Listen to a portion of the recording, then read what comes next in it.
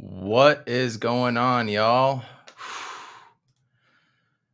Y'all ready for today? I'm actually kind of nervous. More nervous than I thought I would be, if I'm being completely honest. Definitely more nervous than I thought I would be.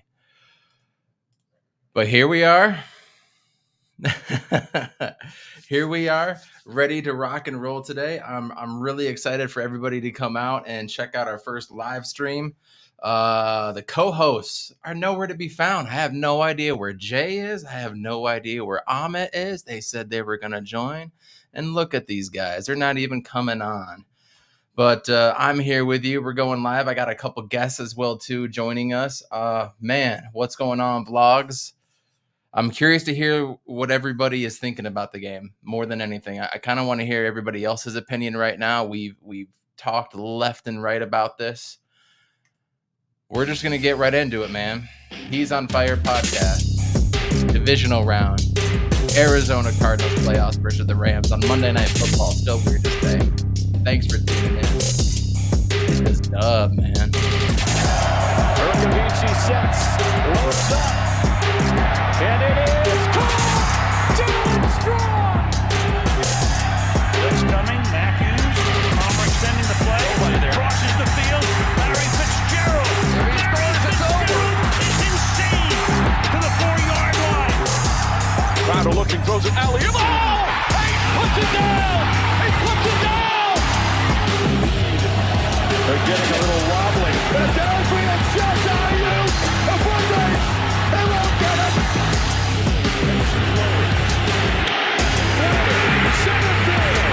The Diamondbacks are world champions!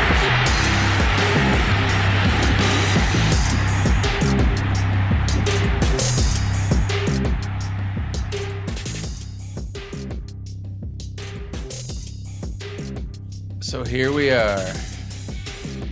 Ready to rock and roll, ready to get this game started. What's time? 6:02. We still got about 15 minutes to go here.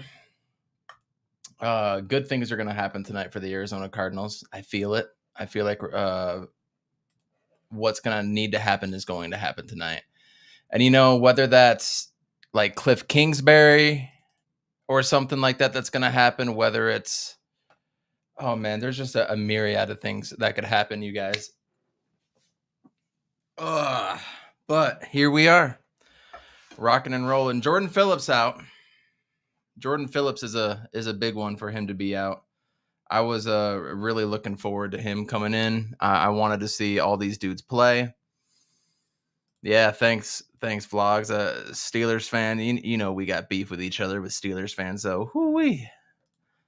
I will forever say that Santonio Holmes did not get that next foot down, but them's the breaks. That's what happens when we play. What was the dude that we played? Number 47. I never liked him. And he's in on coverage on that one. That always pissed me off. And here we are having issues getting in on Facebook. This can't be right. So we got to go live on Facebook. This is weird that we can't get on there. Vlogs. How are you feeling about your Steelers going into next year, needing a new QB and everything? I mean, that kind of sucks. Oh, I've temporarily blocked from performing this action. That's crazy. An error occurred on Twitter as well, too. So that's okay. We are still on Facebook, and we're going to share it everywhere anyways. We're on YouTube as well, too. Hit the like button. Share this out. Just watching these dudes just talk. I don't care about that right now. Just get to the game. You guys notice when you're watching all of these games, they talk everything to death even more than I do. And it's even worse when it's on ESPN because of their agenda. You know what I'm saying? I wonder if any of my co-hosts has even hit me up yet. No. They don't care. I got Alex, 49ers cutback coming in. That's going to be a lot of fun to have him join. We're going to have Coach Vic from ASAP Sports Network. He's going to come in as well, too. A lot of good things are going to happen tonight, Cardinals fans. I just get that feeling. Of course, do you think a morning NBA show from an NBA network would do well? Kind of like how NFL does Good Morning Football. Yeah, but if it's on ESPN, I'm not going to watch it. That's just the truth. There was those 4 Australian dudes that used to do a show on NBA TV. When I was back in college and when I was just out of college, I actually really liked to watch them. Those dudes knew what they were talking about, and it seemed like a fairly unbiased, or maybe they were from Toronto. You know who I'm talking about, JV? Not 100% who they were now that I'm trying to think about it, but I 100% think that that would do well. I would love to be able to do one. Shoot, I just don't have the time. I'm not waking up at 6 a.m. to give people content when I need my sleep. Unless you want to come on, JV, you can come on with us. How about that? Oh, how are you guys feeling about the game? JV, Iverson, do you guys think we have a chance or nah? What do you think? I'd like to say we will. I still haven't made a prediction. I still haven't made a prediction. I still don't know who's going to win this game. And it seems like Vegas doesn't either. Vegas has them at what, a 3.5 point favorite, and a lot of people have no idea who's gonna win this game, which I honestly kind of like. Nah, I'm not trying to wake up that early. See, told you. Heart says AZ. My mind says LA. That's kind of where I'm at, and that's why I don't want to say anything. I'm 100% with you there. We got to figure out this Facebook thing. I can't believe we're not able to fix this in midstream. This is crazy. Maybe if we relink it or something like that. But anyways, kind of over the previews. I'm kind of over talking about it. I really just want to get into the game at this point. I think I'm more nervous now than I was during the Cardinals or the Suns run against the Bucks. Isn't that crazy? I'm more nervous now than I was against the Bucks. Like, I felt confident against the Bucks. But I guess, you get past that. You beat the Lakers, you beat the Nuggets and sweep them. You beat the Clippers at home. You have that alley-oop. I just felt confident going into that one, and then winning 2-0. We ain't going to get into it anymore, but good God. Yeah, I think we're back up on Facebook. That's a good sign. But I'm more nervous about this game, but I really, really think if we can just knock Steph off of his spot, I just feel confident about that we can force enough turnovers. And if we can force turnovers on a shortened field, I feel a lot more confident. I mean, I guess who wouldn't, right? Rams fan, Rams going to win. You might be right. That's not a bad pick. No reason to think that they wouldn't win. I feel confident though. I really do. Oh, this just needs to start. And it's still not showing up on Facebook. How lame is that? Go live, Facebook. Oh, been temporary blocked. Jane Ness, if you're still on here, it says I'm being temporarily blocked. Maybe I'll just remove that and redo it on StreamYard or something so we can get it up and rolling. What'd you say? But y'all got JJ Watt back, and I'm not a Rams fan. My bad. Yeah, JJ Watt coming back. I just question. I think everybody would question how much JJ Watt can legitimately bring back. I think a lot of people might be thinking he's going to come back and do this ungodly performance and he's going to do all these things. I think it's just going to be more of a I lift you up type of thing. I really do. I don't know if he's going to come in and be able to do what we want him to do. He's been out for so long. He had did he even have a real practice? Do you guys know? I mean, the real X factor for me now is, can Rondale Moore and can Christian Kirk get past their DBs and smoke those safeties up top? Darth, I'm at ease with whatever happens tonight. Yeah, that's where I'm at. But what are we going to be talking about in 3 hours? Are we going to be talking about Cliff Kingsbury needs to go? Are we going to be talking about we were this close, we just need to do 1 or 2 more things? What are we going to be talking about in 3 hours?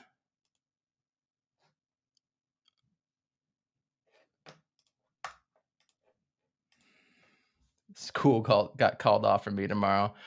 Drink with us. Drink with us. Have a few drinks. My stomach has been feeling gnarly all day. Not like nerves or anything, just not feeling good. So, Jay Ness, what's going on, man? Can't hear you quite yet. Can you hear me now? Well, we'll get you on here. Reconnecting the my Facebook page so we can get something going. LA got some ugly uniforms. You know, honestly, I kind of like the revamped look that they got, and I like that they didn't go with a white uniform. They went with like the off-white, the cream white, whatever that is. I kind of like that. I still can't hear you. Can't hear me at all? I hope it's not me. Let me go double check. It might be me, bro. It might be me because it says it's playing. Let me try this one. Because I can hear you just fine. Stand by. Just gonna get my regular headphones.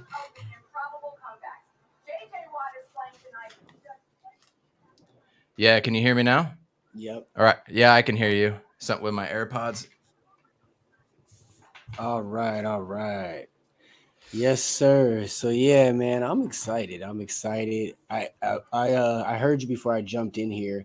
I think what JJ Watt is gonna do is give us that that little run stopper on the right side. I don't think he's gonna be a sack machine or anything like that, like most people think he's gonna come out and do. But I do see 3-4 tackles for losses that are directly a result of him being there.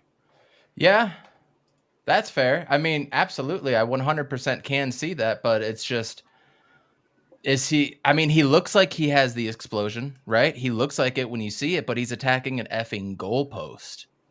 But here's the thing, though, and this is what I was saying last time. Like, when we're talking about JJ Watt, first of all, let's put that into perspective. With him, it's going to be based on how much pain can he play through. And because JJ, we know what JJ is. He's a beast. He's going to do what he's going to do at all times. And yes, he has this injury, but he's cleared to play. If he's cleared to play from there, it's just based on how much pain can he deal with. And I think that's the advantage of having it be JJ Watt versus anybody else. He's done this his whole career. He's known for, pushing the envelope in these type of situations. Mm-hmm. You're totally right. He said he forgets that Rams have Von Miller. Dude, Iverson vlog, man, in Von Miller, he's secretly shown up like the last 2 weeks or so. The last 2 weeks, he's like secretly shown up in like key spots too. I got blocked on Facebook for looks like 7 days on the He's on Fire Facebook page because what? I kept trying to post to a group that kept blocking me, that didn't want it, one of the Phoenix Suns or the Cardinals groups, and they kept blocking me and pushing me, so they reported me. Assholes. So you got blocked from going live or sharing? Just going live on Facebook, but I'll share everything. Oh man, that happened to us like for 2 days last week. Yeah, perfect timing for that. But as long as I'm on the ASAP one, I'm fine, and it says it is. Yeah, so. And then just share your YouTube. Yep. As the post on your He's on Fire page, and then share your He's on Fire page post with the YouTube. And I'm gonna share the all sports I'll play one as well too, if I can find it on here. Yes, there we go. Yes, sir. We're gonna share this one too. Get everybody over there. Darth, about your question. For me personally, it's always gonna be any team that says LA on it. Period. That just starts it off. If you have LA on it, I'm done. Beat LA. No, but I really do. I despise the Niners. The Rams are the lowest on my list because we weren't even the same division with them until like 2002, and that's when they had the greatest show on turf, and so they just smoked us, and I never really took it personal, and then they weren't good for a while. So it was never going to be the Rams. I just feel like the Seahawks and the Niners are more up there with me, and I have worse feelings with them. I would say the Seahawks, and that's more biasness from recency bias more than anything. I think it's, for me, like personally, all jokes aside, it's the Niners. I think they're fans. They're more vocal. They're more, and I see them more out here in Arizona walking around than I do see Seahawk fans. They're more obnoxious, and I can't wait to tell my man Alex when he comes in that Rams fans are definitely more obnoxious. And I tweeted yesterday, the very first thing I tweeted, I was like, man, I can't wait for tonight when we can see Dallas fans and San Francisco fans fighting each other. Sure enough, that shit came out. Yes. And I'll be honest with you, JV. I was actually like appreciative of them the whole time that Kurt Warner was a quarterback of ours. I was just like, man, thank you guys for figuring this dude out, letting him get his shine so we could reap those benefits in the back end. Because, man, Kurt Warner was the man. He was the man. I mean, Darth has a great point. All the injuries that we sustained. Don't forget there was a David Johnson injury as well too in there, and there was another one. Yeah, I can't remember who it was. There was another one that was in there. I just saw like a video of all the dudes that they've crushed on our team during the day. Yeah, I completely understand that. I actually liked the Rams when they had Marshall Faulk and company. Like right. I would make sure I could watch them as much as possible. Madden 01, 02, 03. Oh, Torrey Holt. Yeah. Yeah. Marshall Faulk was like one of my favorite running backs of all time. Like just because he was just a Swiss Army knife. And then, you know what I mean? Like, I was like, man, if only we had a running back like that. I hated the Niners since the beginning of time almost. The Pretty Seahawks, they never did anything until they changed their color scheme, right? I never knew who they were. We never played them. They weren't anything until we joined a division with them. So I think I'm changing that. It might have to be the San Francisco 49ers all time. Recency bias, it's definitely the Seahawks. Well, with that being said, I think they're about to kick off. Yeah, I'm gonna come back and join you here in a few, probably halftime, coach. To everybody else out there, let's enjoy a Cardinals W. All right, I'll be back at halftime, coach. I don't like getting the football first. I don't like getting it. I would have rather kicked it. Darth, if you're bored and want to hop in, that'd be awesome. My two co-hosts bailed on me and didn't even tell me. Can you believe that? Imagine if Matthew did that to you. You'd have to kick him off the podcast right away. Pfft, can't be having that. What's going on, Roy? Hit that like button. It is just me. JV, the Bills. Mom is from Buffalo. I get it.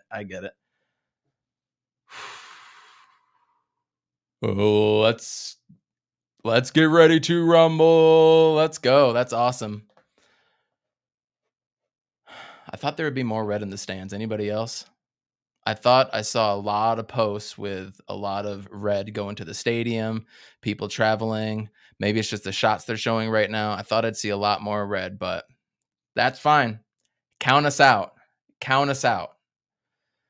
And here's kickoff. Obviously going to let that baby roll. Rondale Moore was out there. Thanks for being hyped for this game. I'm just nervous, honestly. Jay says there's a lot of people. Don't see them in the stands, but that doesn't mean nothing. If you get the ball first, let's just go down and score right away. Let's just do it. Let's see what Kyler Murray has for us today. Meanwhile, let's give Jay a call on live, because I have not heard from dude all day now.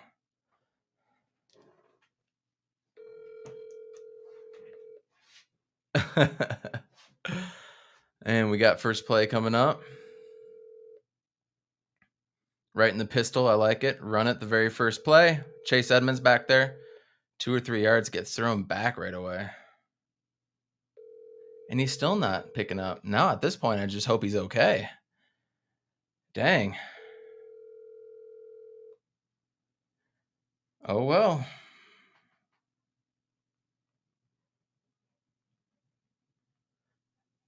Second play, pass out to Daryl Daniels. Ups to almost the 30-yard line, and then nothing. Yeah. Get all hype now, Rams. Get hype right now. And we're going fast. We're going no huddle. A little bit of a huddle. James Conner in. 3rd and 6. Yeah, they're trying to make him run sideline to sideline. That's not going to happen. This is a fast defense. We got to be able to go up on him. So what do we got? Eric Weddle's back there. Attack him. Wherever he goes, attack him, please. And we throw long on 3rd and short, and he's out of bounds. 3rd and 6, we go long. Same thing. 3rd and 6, we go long. I'm so tired of this.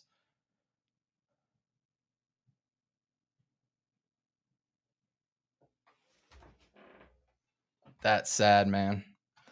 That's sad.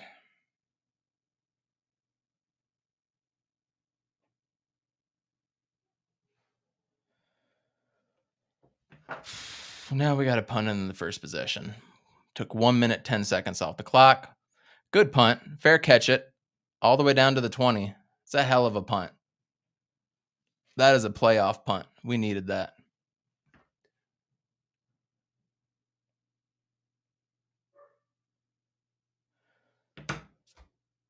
Well, I got to be honest. I probably wouldn't have done a whole live stream had I known I was going to be the only one doing it this whole time. We might call it short because there's only one watching right now. So, big bummer. But we'll keep it rolling. Oh, so now, first play coming out. 1 back, 3 down linemen.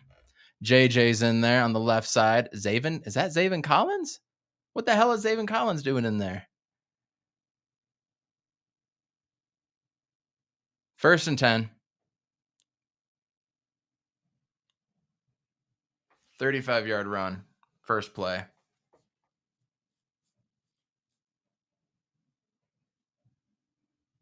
This is tough to watch. The first thing I said was you have to avoid the big runs and stop the run. Didn't do anything.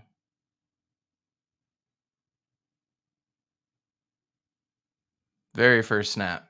3 down linemen on first down. Come on, at least get 4 down linemen. This is really bad.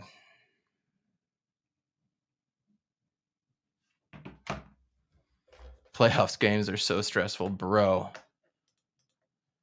They're so frustrating to watch, and it's so stressful. Especially when you have Cliff Kingsbury as a coach or Matt Nagy, right? All right, here we go. Second play. Play action. Now that's going to work. Cooper Kupp wide open. Can't even make that first tackle, bro. Byron Murphy can't even make that first tackle. Would it be 2nd and 10? Now it's going to be what? 2nd and 6?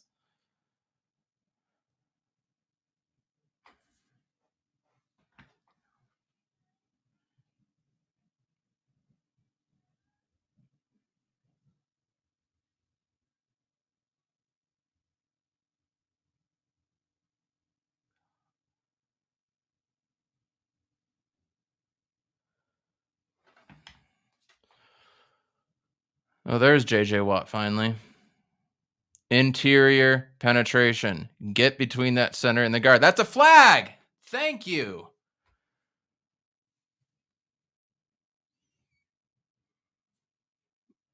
That's not going to mean much. The 2 plays that they've run have been wide open. They've broken tackles. Sean McVay is going to be on one. This sucks. What are we going to be talking about in 2.5 hours? Vance Joseph, he's already taken how many? He's doing how many coaching interviews now? People interested in him, and he can't line up his own defense, which Cliff has no part of. We got one guy at the top completely lined up and not covered. We're going to run it. Good. Take it down in the back.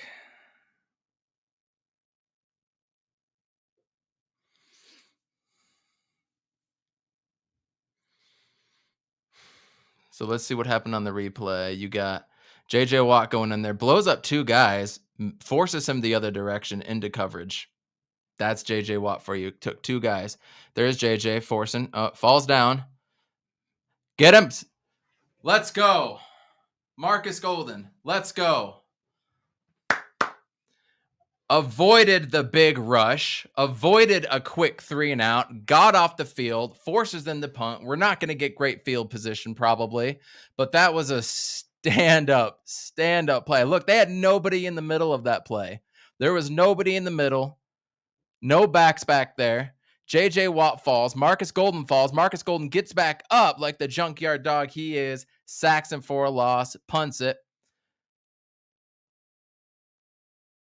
Goes out of bounds. No, about the 8.5, 9-yard line. And that's where Kyler Murray and company are going to start. Run the ball. Now, they did what I wanted them to do to start.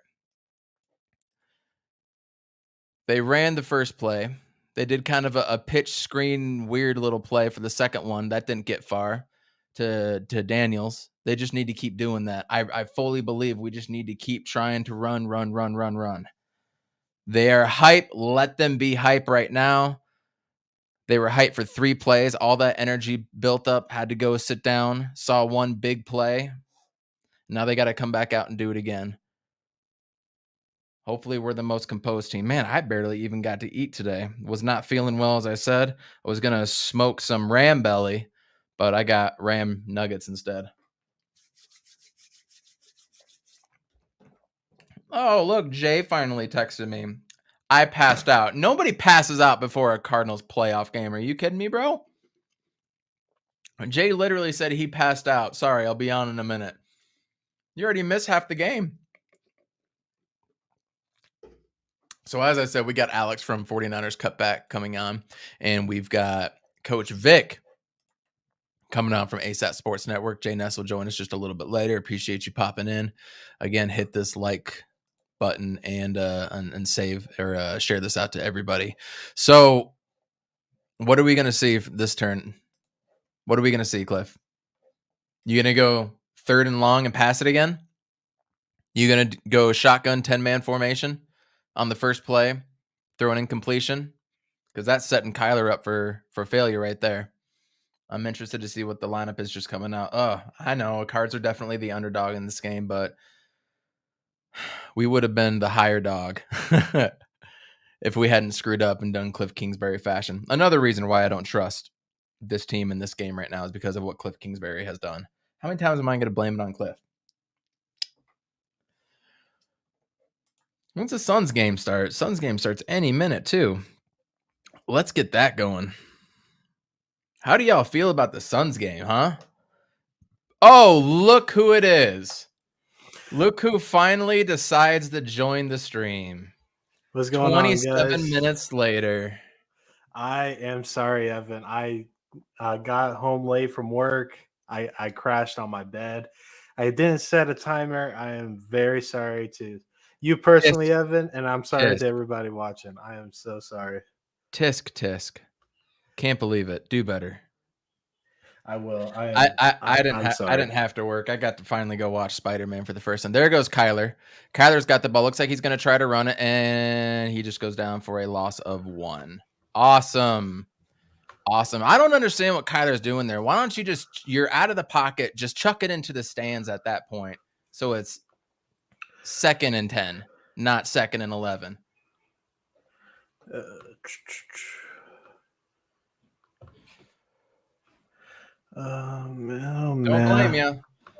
Don't blame you. That's where I would be too. All right, here's the snap again. Got 1 man in the backfield. That's James Conner. We got 4 wide. Kyler steps back, quick drop, looks not there, scans the field, throws it to Kirk his way, and no good. 3rd and 11.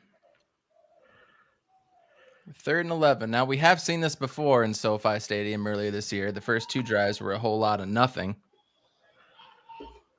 And then we came out and we were actually able to do some things. So you just need to get a first down to keep that defense off the field just for another minute. Like, I know they only had 4 or 5 plays on defense, but still, keep the more that they can be on the bench, the better. So you got to get at least 1 first down. DBs are playing back. Kyler tries to escape. Just toss it, bro. Goes long. Incomplete. Throws it long on 3rd down again. What is this? This is like how many times it's 3rd and 10 or something like that, and we're throwing 50, 60-yard bombs? I am tired of that, Cliff. Come on, man. Scheme up something. Everyone's going down. I don't know who he was trying to throw to there. He was just throwing to a cluster, hoping somebody would make a play. Andy Lee back to him again. And I just saw that third down play of Kirk was pretty close to that, but it wasn't on target. Good return. Back to the 49. Yeah, I'm pretty behind. So that's where they start. Yeah, they start at like the 49. I'll pause it on the next play. The next play that comes up, I'll pause it. All right. Yeah. This is Murray ball, Murray and Cliff ball. That's exactly what that was. We're so used to seeing that, and then Murray will make some sort of ridiculous play to AJ Green for like 15 to 18 yards, something that's unscripted, and that's my problem, is that it's unscripted. Oh.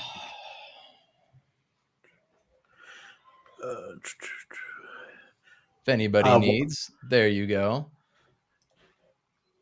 I just started commercial break. Craig Roman would have called throw for. Yeah, that's 100% true. Man. So what did I miss? Why did the Cardinals start? Cardinals went 3 and out. They did a 2-yard run with Chase Edmonds. They did a screen play to Darryl Daniels, not like Rondale Moore or Ertz or something, to Daniels for 2 yards. Then they did a 30, 40-yard bomb to AJ Green. He caught it, but out of bounds. Then they punted. Very first play, Rams got it to Sony Michel for a 35-yard run all the way down to the 45. And then the defense stymied them. And on third down, Marcus Golden got a sack for about 10 yards, and they punted it. And here we are. Oh, jeez. Matt Nagy would have called a shovel pass. I'm surprised we didn't see another tight end screenplay. But all those safeties and DB, they were playing back behind the yard, the line to gain, like 2 or 3 behind the yard to gain. So that middle of the field was wide open, dude, and they couldn't take advantage. We got the faster guys. We got the faster guys too, and we couldn't take advantage. That's so frustrating.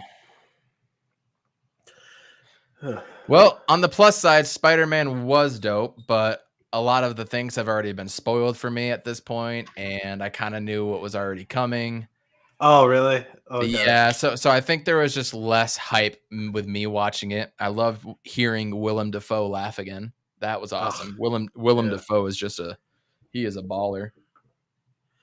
But whoa, and that is how you get blocked, Roy. That is how you get blocked. Dan Quinn? Eric Bieniemy is the only one that I would want to take, but at this point, I wonder why Eric Bieniemy has not gotten a job. Like, is it something that people don't trust about him? I hope it's not a racial thing, but you would have thought a guy like that would have gotten a chance in the last 2 off seasons. All right, Zaven Collins in there at the end. I don't see JJ unless that's him at the top. I don't know if that's him. No, that's Corey Peters. We got Zach Allen on the bottom. Play action, pass, wide open. OBJ tries to make a move. He does. Gets it all the way down to the 35. Yeah, I'm on the MLK stuff right now. Hang on.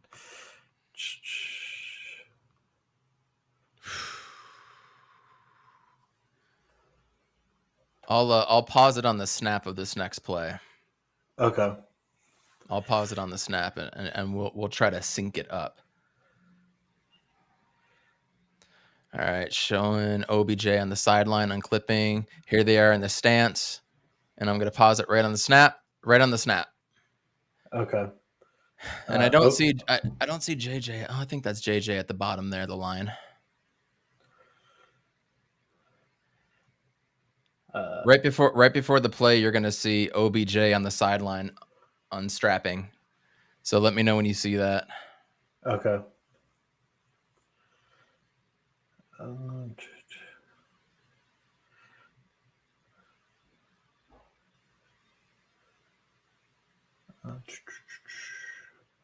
Roy forgot to get OBJ too. All right, go ahead.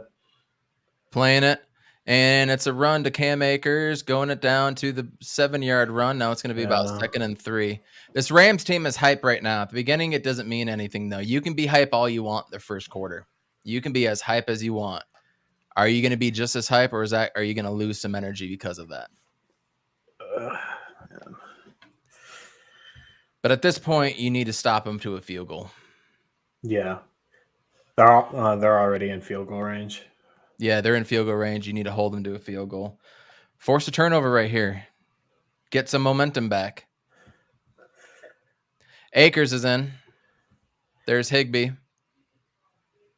There's J.J. Watt, bottom of that line. Chandler Jones on the left side. They're blitzing. Over to Cam Akers. What a diving tackle to save stop. a first down.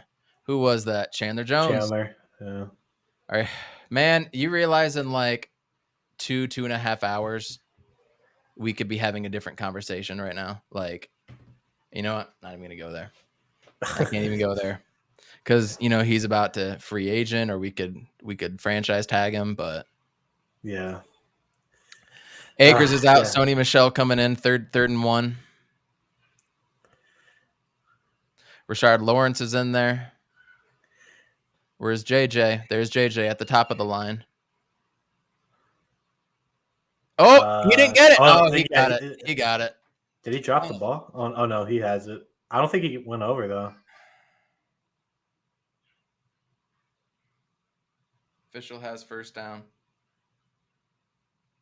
Probably, if that's where the line is. Suns game's about to start at least.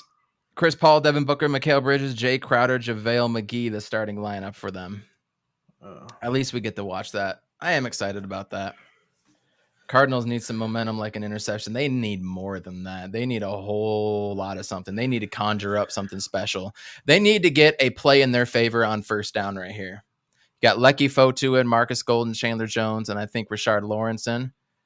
Yep, there's a handoff. Just eating us. Dude, Jesus. eating us. And they're doing all that. Yeah, do all that. Go take a picture in the end zone. See where that got you. Holden. See? Holden on David Edwards, number 73. All that talking. Yeah, no wonder that gap was so open. Jesus. Yeah, look at that. I mean, this is what they were doing in week 13. Yeah. Man. Yeah, not letting it get off. Absolutely. First and 20. My stomach's been feeling weird today. I had a new 4-pack of some microbrews I was going to try, and wasn't feeling it today. Maybe by halftime, but here we go. First and 20. Is it a play action? Nope. They actually snap it out. Cam Akers reads it very well, but they still stop him. A little 5-yard run. That is a really friendly spot there, in my opinion, but that's okay. Everybody that's watching, we've got 11 views right now. Appreciate you. Keep watching. Like this out. Share this out. Join in on the conversation. You guys really help with the live stream as well too, with good content. Can't wait for Alex to join us, and we got Coach Vic coming in about halftime from ASAT Sports Network, and Jay Ness will also be joining us. 2nd and 13. 7 yard. That was not a 7-yard run. I didn't even think that was 5. 4 out. That was shotgun. 7? All right. Yeah. Okay. 4-man rush. Wide fucking open. Christ. Wide open. Watch the F-bombs. Yeah. Sorry, Jay Ness. He was way open, man. What went on there? Just read close on that, man. He just read that. He read that Buddha was back there, and he just cut in front of him. Yeah, he's not gonna break that. Good run, Kevin, or good stop, Kevin Peterson. Well, this coverage is trash right now. There's a lot of things about this defense that I'm not liking. Ugh. Like, what's been hurting this Cardinals team is not having an early offensive touchdown. Like we depend really heavy on this defense, and when the defense isn't there, it's just picking up pieces. And how long has this defense been on the field? Yeah, you got everybody over on the left. So who's going to be the open one in the back of the end zone? Oh, Cam Akers. 5. Good. Was that Kennard? Gets a half yard there or something. Cam Akers actually looks good. Yeah, he's moving really well. For a guy that was out the whole year and wasn't believed to even play this year, he looks pretty good. Has Sonny Michel been out? Oh yeah. He's the Yeah. one that broke the first run for like 35 yards. Oh, okay. All right. All right. 3rd and goal. 4 wide, shotgun. Come on. 4 and out. Let's go. I don't like all the bump coverage we're playing right now. We've been awful in this the last couple weeks. And OBJ got it. Right over Marco. God.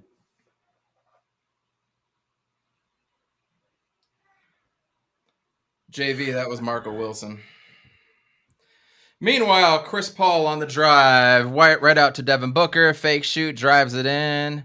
Make for the first make of the game, Devin Booker. Come on, Marco. You have to make a play on that. That was one of our big keys. He didn't even jump up for that. Yeah. He didn't even look back. OBJ had him on skates. We need to answer with a touchdown of our own. This Just isn't going to go points. good. Just need points. At this point, we just need points. We just need a first down. Yeah. We just need a first down. No. Devin Booker, wet again. Jabs in, step back, wet. 4-2 Suns. Let me look up this Suns game.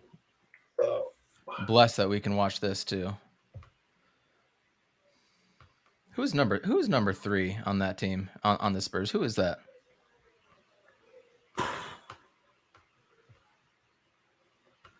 Oh, Devin Booker drives in, gets fouled. No and 1, but gets 2 shots. He's about to go up for 6. Are we about to watch a 50 burger? No, that would make me feel better. Pull him at 30. Keldon Johnson. That's who it was. I was like, I know who that is. Like, who is that? Keldon Johnson. What the hell?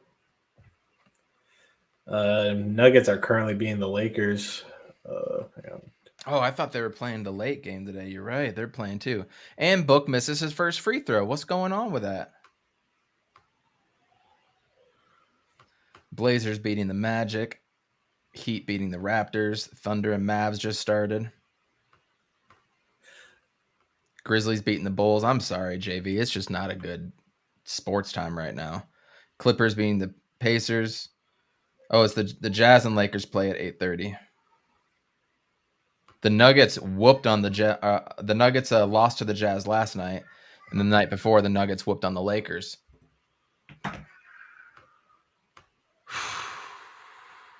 Booker locked in for 3. He has 8 of the Suns' 8 points. 8 points in the first quarter. After winning Player of the Week, by the way. Congrats, yeah. And Darius Garland went East, right? I believe so. Yeah. Good defense, Booker good with rotation. 8. Good 3. Good rotations. Oh, that was a lucky shot. Chris Paul brings it up the court. Just get it to Book.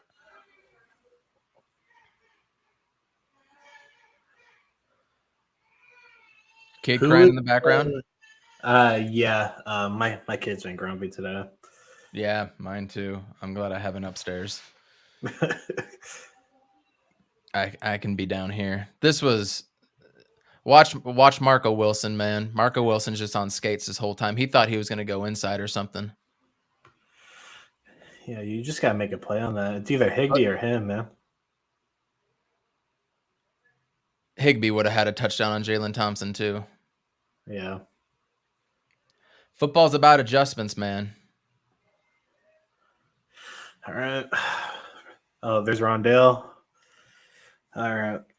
Yeah, you guys will definitely bounce back. A lot of injuries at once. Give you guys until February to get your feet back on the ground. You guys will be just fine. I have no doubts about that. I can't wait till we play them. I think that's going to be a hell of a game. He ain't going to be a starter because fans want to vote for dudes that haven't played. I want to vote for Carmelo Anthony. And that was a bad foul, JaVale. Damn. All right, we're back in on this Cardinals game. Let's go. We got 2 wide. Looks like a running play. Option maybe. About 3 yards. Yeah, he should have optioned that out.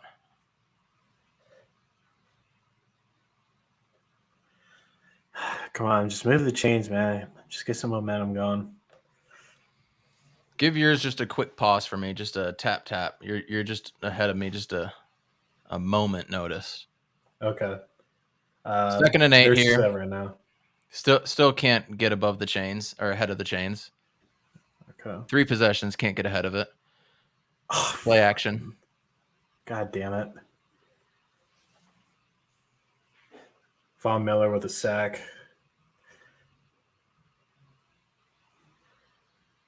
Was that Humphreys that blew that? Yeah. Dude, Kyler should have gotten out of that pocket sooner. Or he should have just stepped up. There was no one there. Step up into the pocket. Everybody else has their block. Step up, Kyler. Have some damn awareness. Spurs up 12-10 after that 3. 3rd and 16. 3rd and 16. Why? What are we doing? Okay. That's different. Okay. Flag. Well, yeah, Connor has the first, but there's illegal a flag. motion, or illegal play, or something like that. The ball could have been a little. Connor could have been a little forward or something. I mean, that was a good drawn out play, but I don't know. I mean, everything looks all right. Right?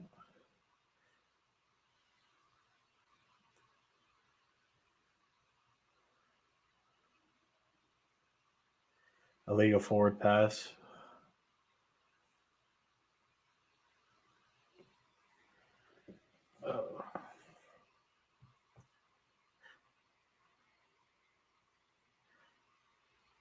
I mean, is that forward? It looks like Connor's still like behind, no?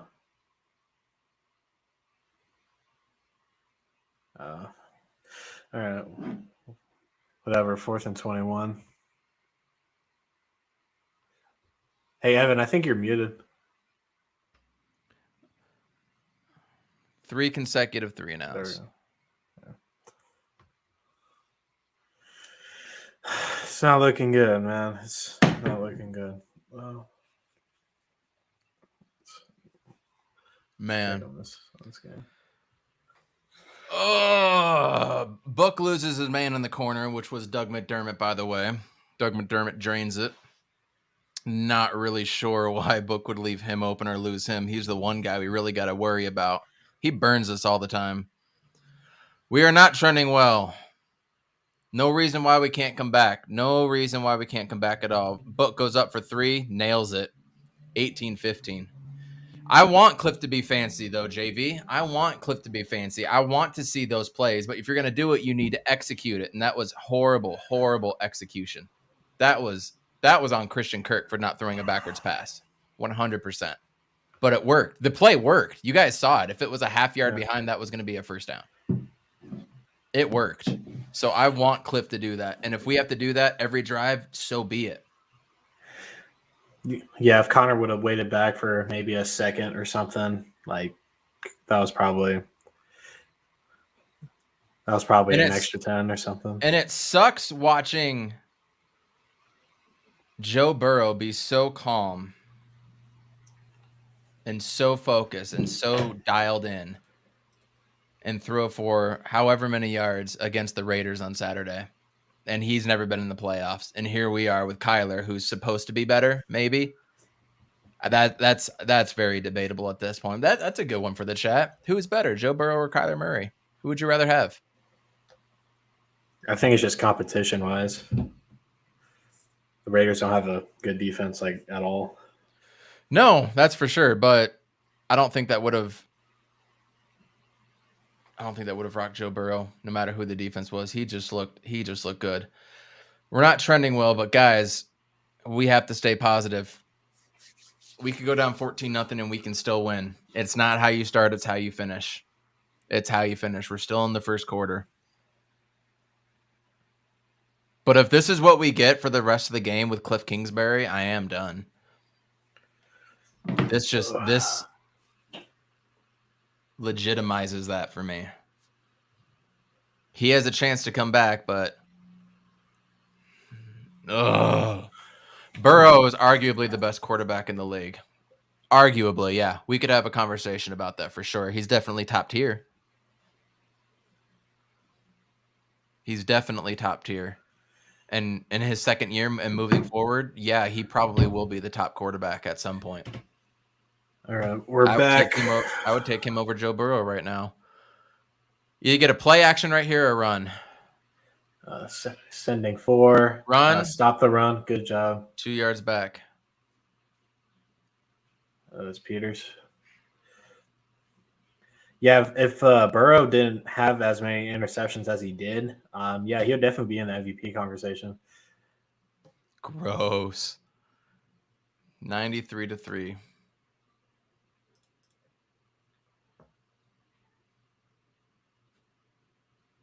Well, see, besides last week, it can happen. 2nd and 12. Got trips to his right. Nope. J.J. Watt is lined up. We got guys moving all over the field. Everybody's pointing. Nobody knows what's going on. Oh, God, nobody knew what was going on, dude. Fumble! No! Oh. No, he wasn't down. No! No way. Oh! I didn't even see the ball come out. I'm sure he was down. I'm sure we're not that lucky. This is like the worst angle you can show. Yeah, he was down. He was down. He was down. His butt was down.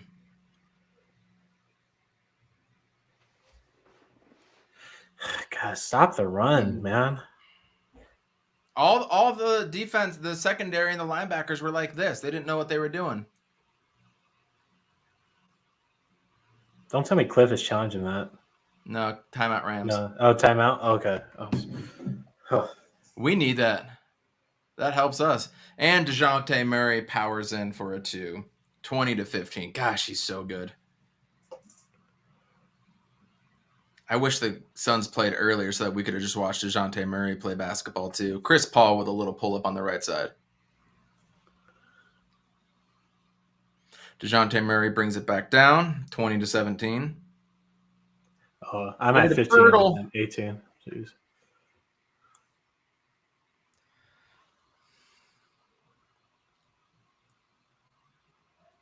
This guy's saying refs versus Rams right now. What the fuck? Oh, sorry.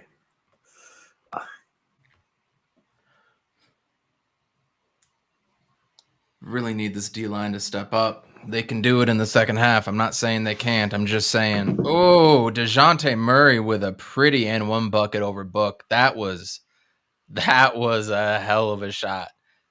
And that sucks it's against us. Blitzen. Guy was holding. Can't tackle. Golden. God, who tried to tackle? Zaven? Just they do whatever they want.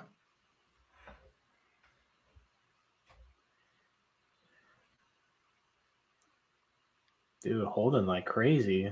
Are we just not going to talk about that? All right. I mean, good play by Higbee, but 25-17 Suns. Chris Paul with the ball, bringing it up, by the way.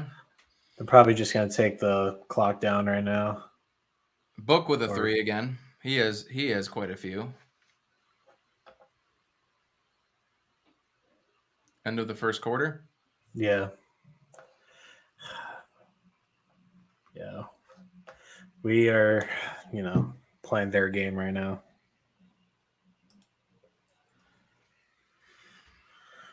Evan Vassell with a bucket. Down 8. Booker with the bucket being guarded by Vassell. Booker out to Jay Crowder. Jay Crowder brings it in for like a weird-ass floater that I don't like him taking. That is not his game. Booker was 16, by the way, in the first. Biombo with the board. After winning Western Conference Player of the Week, he just goes out and just casually gets 16 in the first quarter on a back-to-back, traveling halfway across the country. Chris Paul with it, down to Biyombo. They're not going to call it? Yeah, they better call that. I got that on mute. I can't hear that one. Oh, buddy, this isn't looking good. We can't even look to something right now. We just got completely dominated in the first quarter, but maybe this is one of those games where it's like you see what they did in the first quarter and the rest of the game is nothing, right? Yeah. Why not? Why not? Hold up one.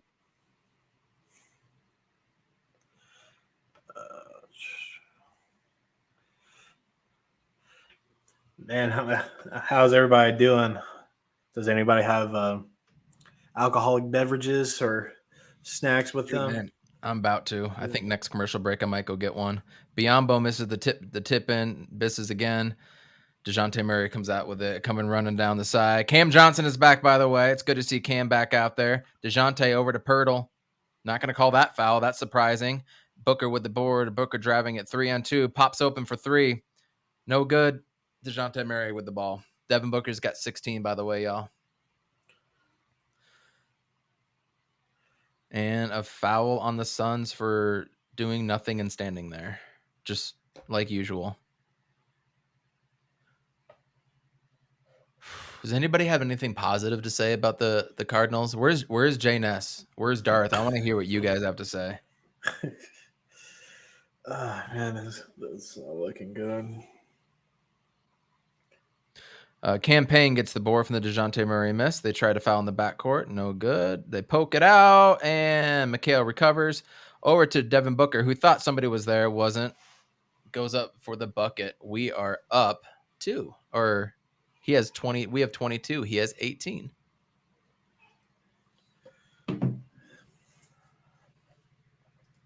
Yeah, bro. First quarter. That's just... That's an awful opening, Cliff Kingsbury. Awful opening. Devin Booker gets the steal over to Mikal Bridges. Mikal takes it all the way in for the scoop and score, 28-24. Here come the Rams. One back, Jeez, 3 wide. God. Stop. They're just snapping it for me, so you need to pause. I'll go ahead, actually. I'll go ahead. Akers ran it for like 4 or 5 yards. Yep, 2nd and 5. Water is wet. Biyombo makes DeJounte Murray miss and Book with the board as he brings it up. Chandler Jones needs to step up, man. Everybody needs to stop him. About 1.5 yards short. Will they call it 3rd and 2 or 3rd and 1? Probably 3rd and 1. 24-28 Suns.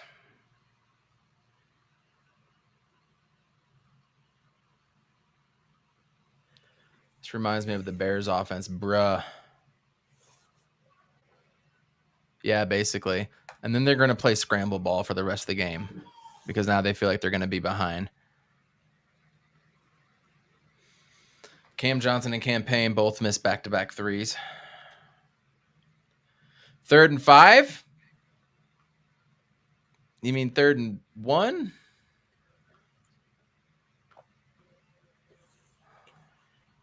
Wow. Meanwhile, DeJounte Murray over to Devin Vassell, shoots over Devin Booker for 3, no good. Offensive rebound. Rams had to call a timeout. Yep, it's going to be 3rd and 2 coming off the timeout. Anything to give our defense as much rest as possible to try to go and make one good play. Have you seen any pictures of Kyler on the sideline or anything? What is Twitter saying right now, too? Twitter's got to be blowing up. I can't open another window. I'm just going to look at it on my phone. I haven't seen anything. I'll look right now.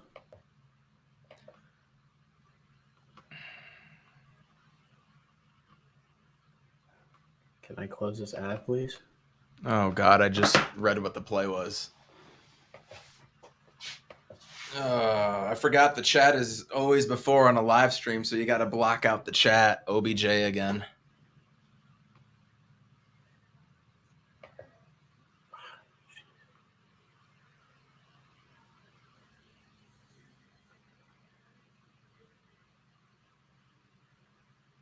Just wide Dude, open. what Just wide is open. this? Just wide open. Marco, is that your man? So here we go. Goal line from the 2. 3 wide receivers in. One of them is Higbee. Calling an audible. Looks like Cam Akers in the back. Van Jefferson in motion. Handed off to Cam Akers. Touchdown. 14-0. Oh, fun fact. Rams get the ball to start the second half. Oh, that's fun.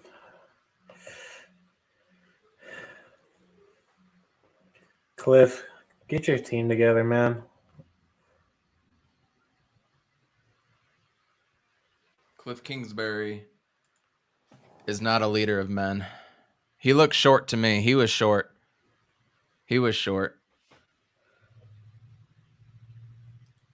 Well, JV, to put it in perspective, when he guarded him when he was in Cleveland, when we played Cleveland, the same guy, Marco Wilson, number 20, that guarded OBJ, shut OBJ down. Different system, different quarterback. Baker versus Staff, obviously. McVay versus Stepan, whatever, Owski, it doesn't matter. Stepanski. Savansky, So, yeah. So I get it. Marco shut him down before. I mean, we're not going to put Byron Murphy on him. He's got to stay on Cooper Kupp. And our best DB, Robert Alford, is gone. So not going to put Rashad Breeland on him. Not going to put Kevin Peterson on him. Marco Wilson has proven some things, but just not good enough. Yeah, I think Sony was short. Yeah, he was. I mean, it doesn't matter. They're going to score right now anyway. Abco, are you a Cardinals fan, my guy? Or girl? Excuse me, I'm not sure which. I would assume so because you're saying cooking Marco Wilson is bittersweet.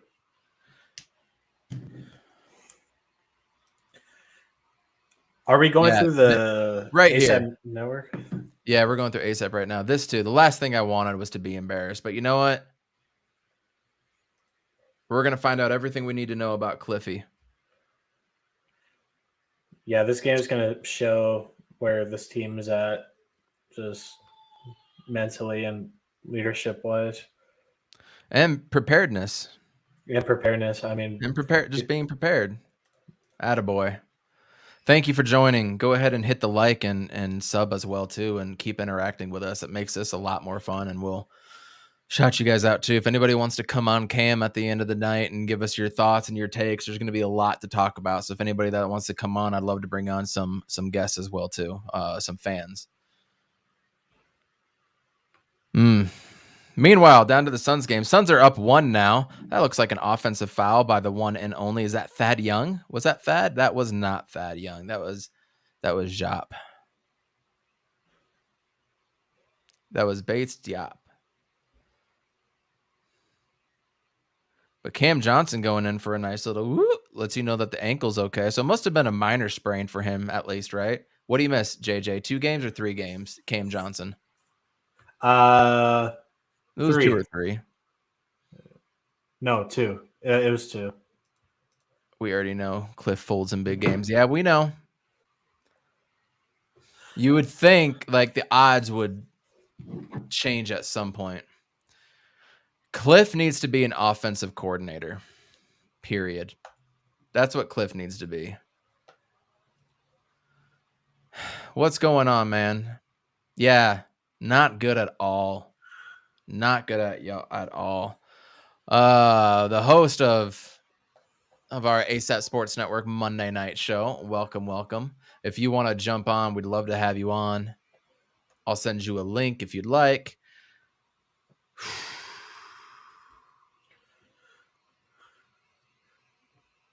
Second and goal. Yeah, Shervin. Yeah, it's really D-Hop's presence that killed this offense. Like right when he went down, there's just no identity in the wide receiver room, and without that, you can't move the chains. Yeah, man. So D-Hop's presence is big time missed. Offense is anemic. You know, it wasn't when we had Colt McCoy. it wasn't. It was a lot of dink and dunk, and everyone And knew it they were worked. signing. And then you got the 1 or 2 big plays out of your running backs, the 20 to 40 yarders. 3rd and goal. You get a stop right here and only hold it to 1 score. You can come right back, man. Come on. Come on.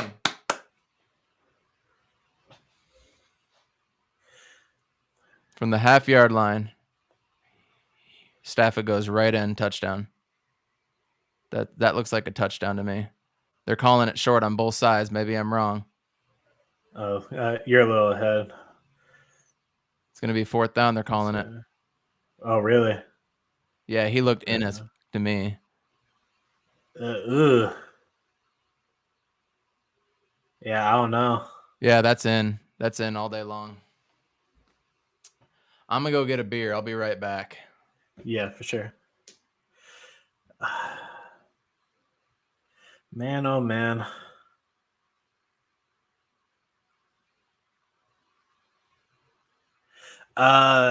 Bees, yeah, that is interesting. If you guys don't see what B said, one of Colt's performance with Cliff's game plan be more of it, and like a more an indictment against Kyler. To a certain extent, yeah. I mean, Colt McCoy has had a lot of time to digest and be ready to come in when it needs to, and the whole game plan shifts when he's on the field compared to Kyler. I feel like if Colt was like in this predicament right now, I think like we will probably be seeing the same performance, if not worse. I don't know how to exactly answer that. I mean, when his number was called, he performed. So, like, I just hope Kyler, stops playing so conservatively and uses his legs. Be smart. He should have stepped up in the pocket when he got that one sack. I know he saw Vaughn, coming from the edge. So, it's irritating, man. I've got Grid City Beer Works Imperial Brown Ale with the frozen mug at least. Oh.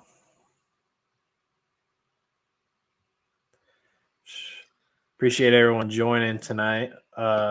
Cheers to you guys. Cheers to being a Cardinals fan. Cheers to living a life in misery. Cheers to being a Suns fan. And we got the start of the second quarter. The Suns are up. We have this to look forward to. We have these boys to look forward to, right? Another offensive rebound done by the Spurs. And fouled on the drive in. What did Booker end up with in the first quarter, you guys? What did Book end up with? And opening page on ESPN is Beckham catching that. Awesome. He ended up with 18 in the first quarter on 7 of 10 shooting. Could have gotten 19 if he didn't miss a free throw. That's wild. All of our starters are negative on the plus minus, and all of our bench players are positive in the plus minus. Isn't it wild that Matt Staff hasn't won a playoff game in like the whole decade he's been in the league? No, because it's the Lions. Yeah, I mean, yeah, but he had some talent, like the. It was always the defense, bro. It was always the defense. Yeah. Defense always let him down. That's when they had Ndamukong Suh as well too. Campaign with a floater, and that doesn't go in. Campaign, you need to bank it. Yeah, banking floaters on the is hard. field is a touchdown. Yeah, we know.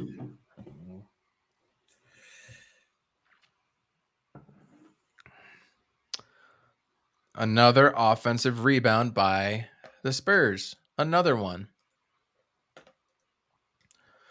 Who is this white dude? Jock Lindale? You got to be kidding me. 26-year-old rookie is owning the boards for us right now.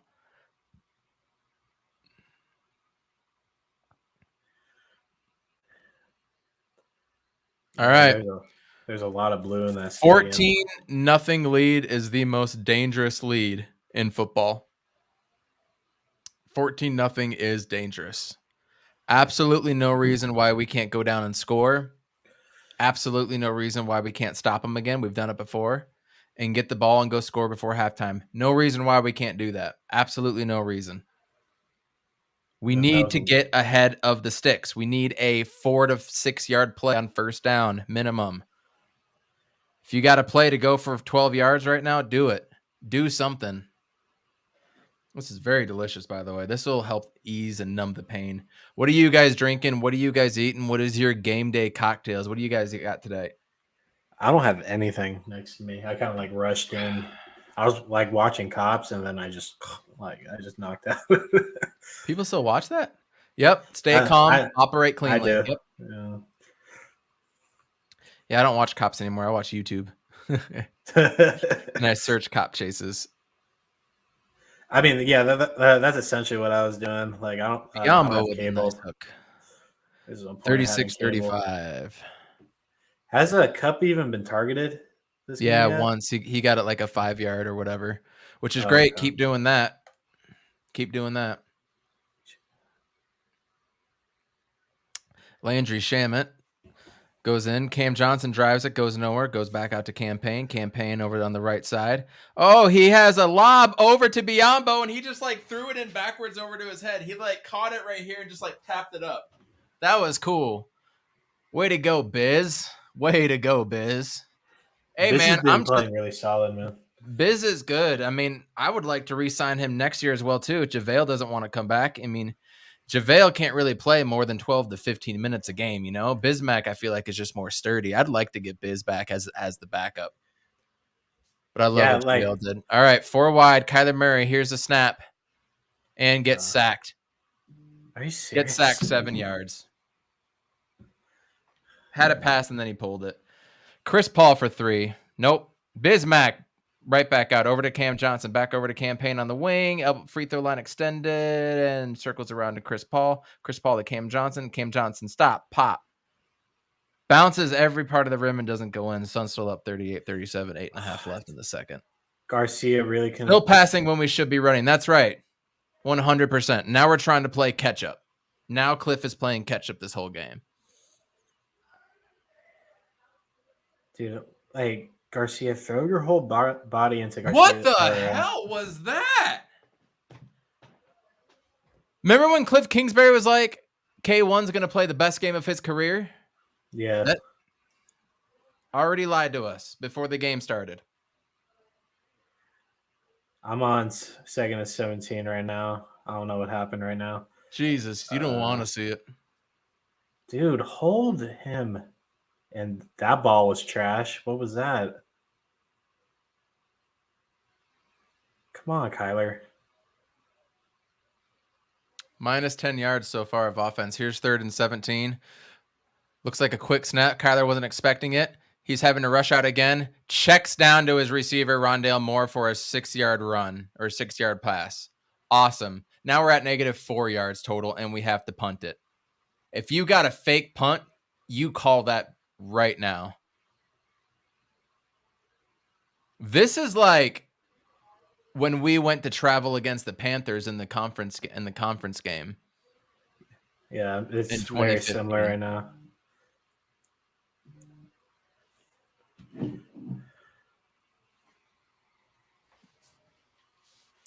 I'm about to turn the Suns game on the big screen and turn the Cardinals on the iPad.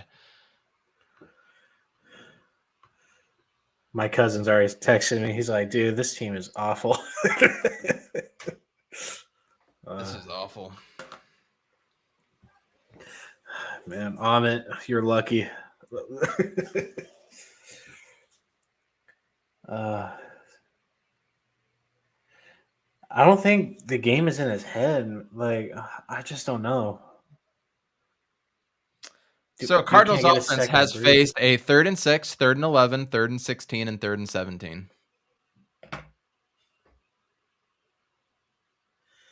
Come on, let's get a stop here, man. This is ridiculous. This is just damn near pathetic. This is pathetic. This is top-down type of pathetic. This is Cliff Kingsbury's last game coaching for the Arizona Cardinals.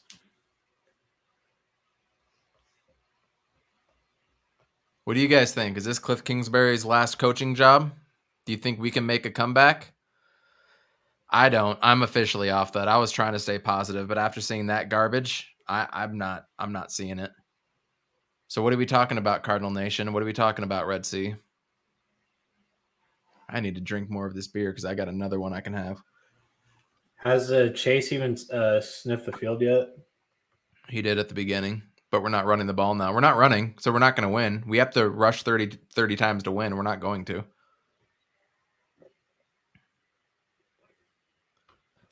At this point, you hope for a stop here and a score before halftime. Yeah. We're getting dog walked. We're getting dominated. We're getting taken to the woodshed.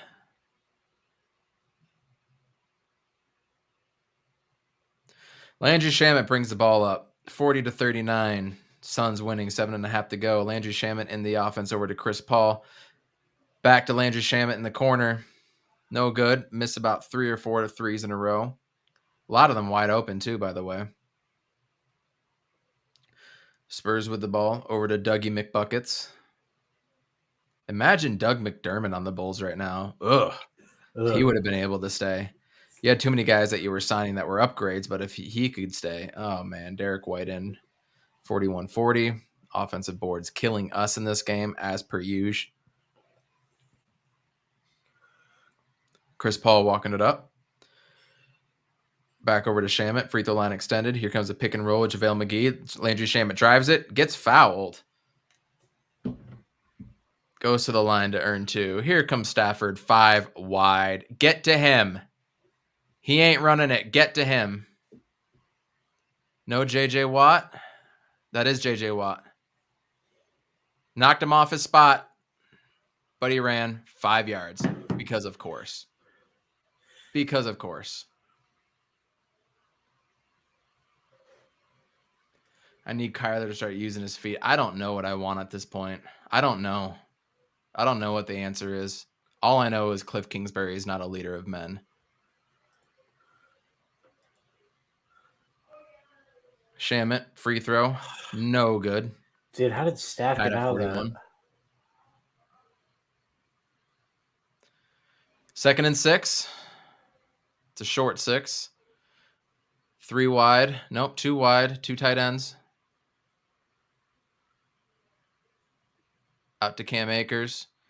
Shuts Cam Akers down for 1.5 yards, maybe 2. Chris Paul brings the ball up. Suns down 2. Ooh, gosh. I just want Chris Paul to be more aggressive when he has the shot. Take it when you've got it, bro. Take it when you've got it. Oh, does the swim move, creates the foul. That'll be the 2nd foul.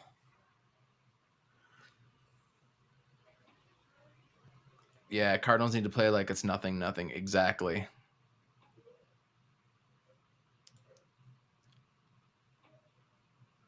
Now we're starting to play a little press coverage, except on the outside with a linebacker. That's not going to end well. And they go right to him. Almost get him. That's what happens when you put a linebacker on a wide receiver. I would have attacked him too, all the way. On Cam Akers. And he just missed him.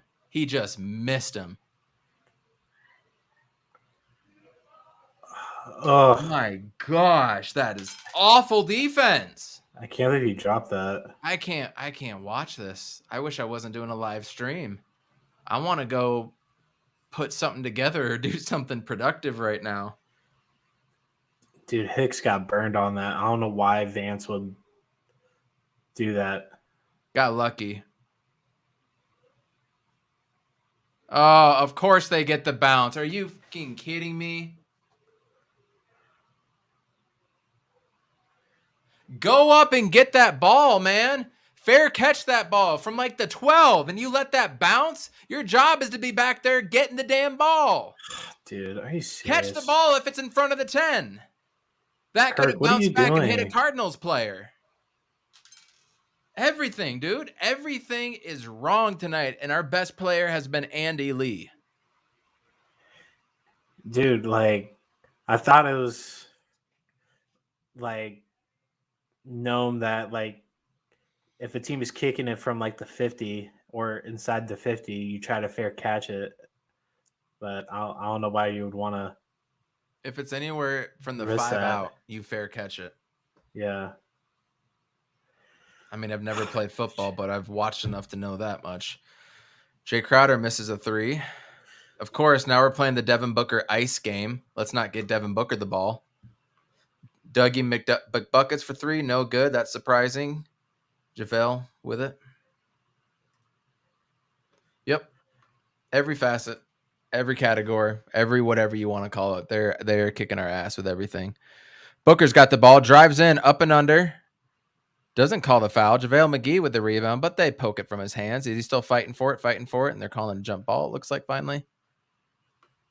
Yeah, only you can go and score here, but we're on the 1. Well, maybe this forces Cliff to give James Conner the ball. And he can get a 4 or 5 yard gain here. We can get him in front of the chains for the first time. We need one good drive, but it starts with one good play. Can we get one good play, JJ? Can we get one? We better run it on first. Then we'll see what we're working with, man. This line needs to move with Connor. Else, like, this isn't going to work. Yeah, we're going to have to be more physical than them. Jay Crowder up for 3. Bang! Suns up 1, 46-45, 4:08 to go. Yeah, how the Spurs game is going right now is kind of like how it went last time in the first half. So yeah, Spurs Spurs are decent. They started out bad, but they figured it out since. Yeah, they're a solid team. They're not good. They're a solid team. Blocked by Mikal Bridges. Devin Booker with the rebound. He's bringing it up court now. He's got a center court. Back over to Jay Crowder for another 3. Bang! Jay Crowder 2 threes in a row after missing the last 5 or 6. Yeah, that arena looks pretty lit. Goal on the half-yard line. Give it to James Conner. James Conner, breaks it up for 3 yards. And he held his helmet, it looked like, too. But no call. 49-45, 3.5 left for your Phoenix Suns, by the way. What is it? 2nd down and 7, 2nd down and 6. Hand it to James Conner again. Hand it to him again, but disguise it. Disguise it. Come on. My thing is lagging. God dang. Going to the pistol. We're going. This is a weird line. They're disguising it. Okay, let's see. We got one. Oh, and then he drops it. No way. Are you serious? He was down, right? I'm a little behind. Come on, right now. AJ. Yeah. Come on, AJ.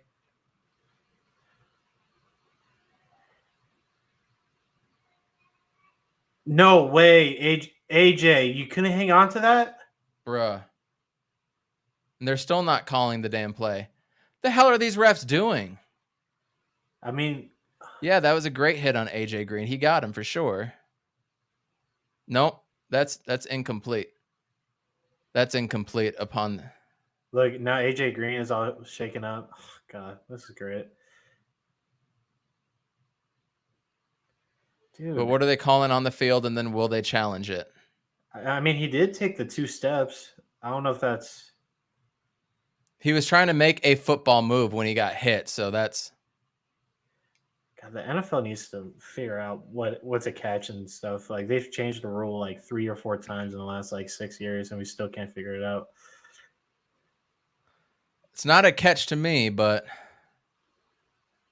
looks like AJ Green's walking okay on the sideline in my shot. Okay. They're still not calling it.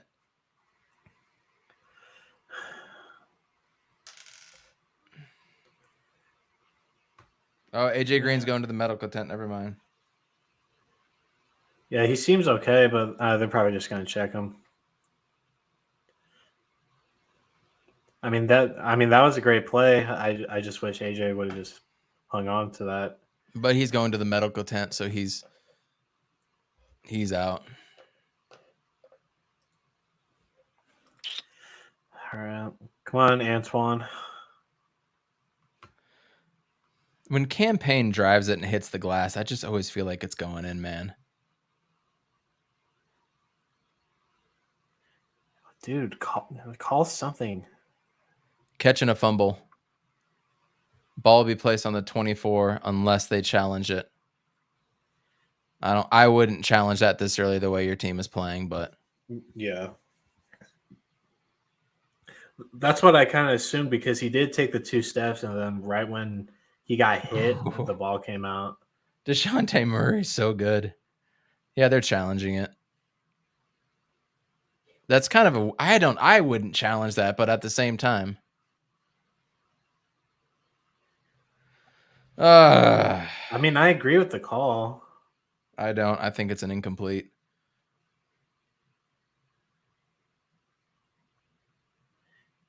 Don't challenge it, man.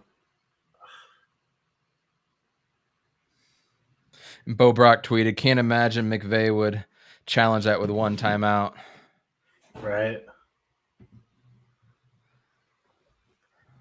I just don't know why you would do that. Ooh, JaVale McGee between 2 defenders. Suns up 3. 3 minutes to go. Derek White in the lane. Goes in. No good. McGee with the rebound. Back out to Campaign. Campaign running it. Over to Mikal Bridges. Stutter step. Back out to Campaign. Campaign just goes in almost wide. He just beats his dude wide open. Woo-wee. Somebody just tweeted this Cardinals game is on Monty. That's awesome. DeJounte Murray with the ball over to Derek White, guarded by Campaign. Oh, almost a wide open lob for Pirtle. Gets it in for 2. 53-50. Suns with the ball. 2:20 left. At least we got the Suns. We got the Suns right now. Devin Booker, no look pass to McHale, up and under. Gets blocked by Pirtle. McHale gets it right back. McHale in the lane, brings it right back out. Goes over to Jay Crowder, over to Campaign. He rotates to the top of the key. Campaign with the ball.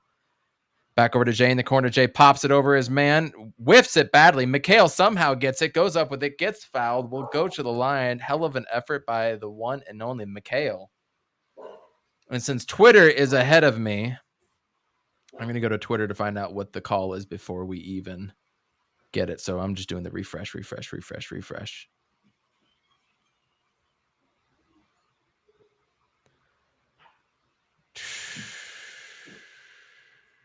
I'm not happy.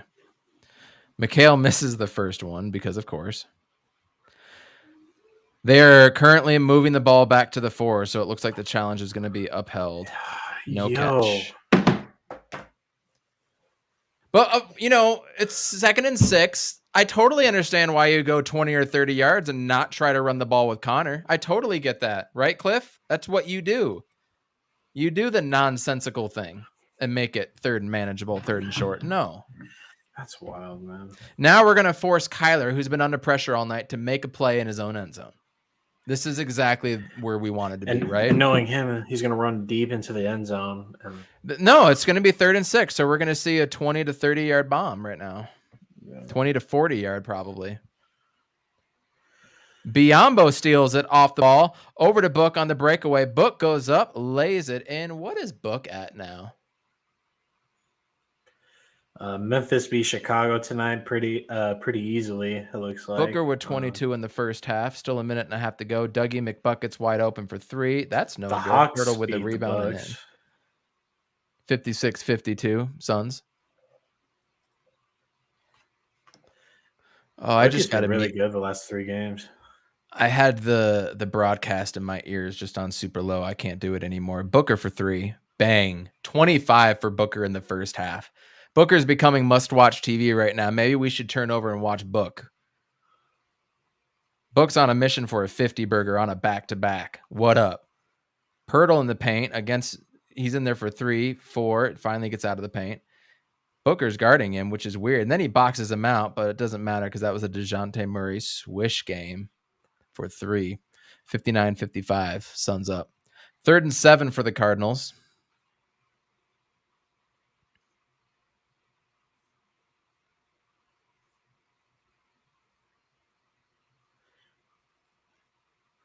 Campaign gets it blocked.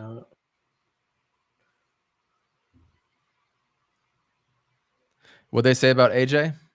AJ was lined up, and then they just took him out.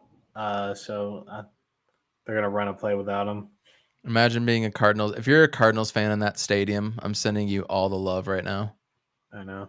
Dude, tickets were cheap, man. I mean, they have a lot of seats to fill, but I was seeing as low as like $120 for nosebleeds. Doug McDermott misses the first free throw. Book with Broncos 25 fan in the in the first crowd. half. Damn. You always get those weird ones, right? There's going to be a Jets fan somewhere, I bet. There's one dude in a Jets jersey there, proud as fuck. Excuse bothers me. me so much. Rejected, coach. Rejected. No F-bombs. Kyler Murray back in his own end zone. Has time. Whips it out. Intercepted for a touchdown, 20-0. Are you serious? Yep. Booker with the ball. 9 seconds left before the quarter or before the half. Booker's got it. 4, 3, 2. Step back 3. No good. Suns up 3. No way. Dude, are you serious? He had time too. He had time. Had time. Cliff, I hope your bag is packed. No.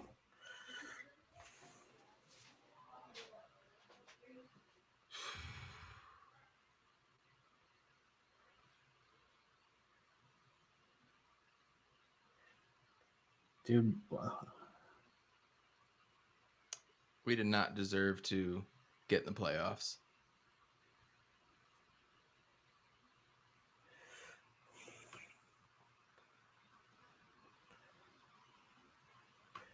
man.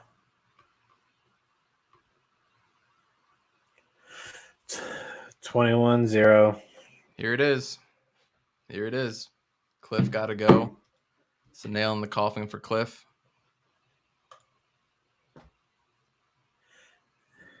What was Kyler doing, man? I mean, I'm looking down the field. I don't see anything.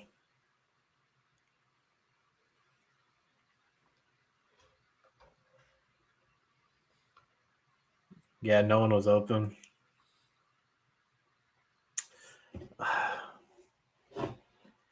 Awful.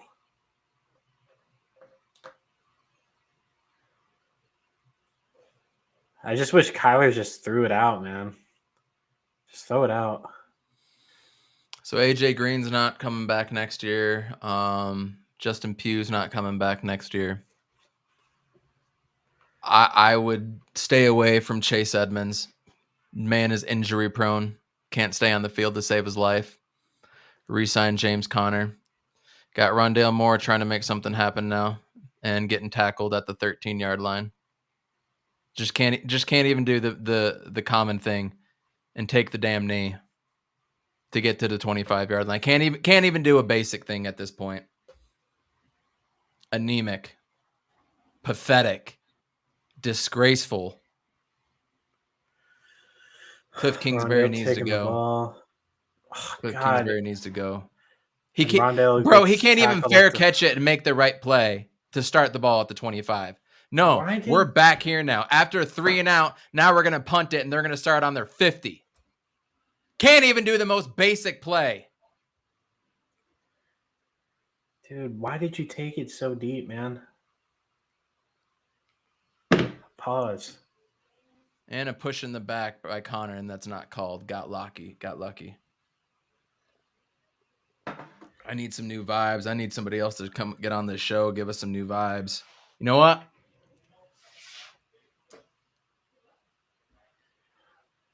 We have 0 first downs, man. And again, the offensive line can't just hold them for 3 seconds. No. Kyler, like, you might just need to just use your luxury item and just run it, man. I'm glad Ertz was open, though. 2nd and 5.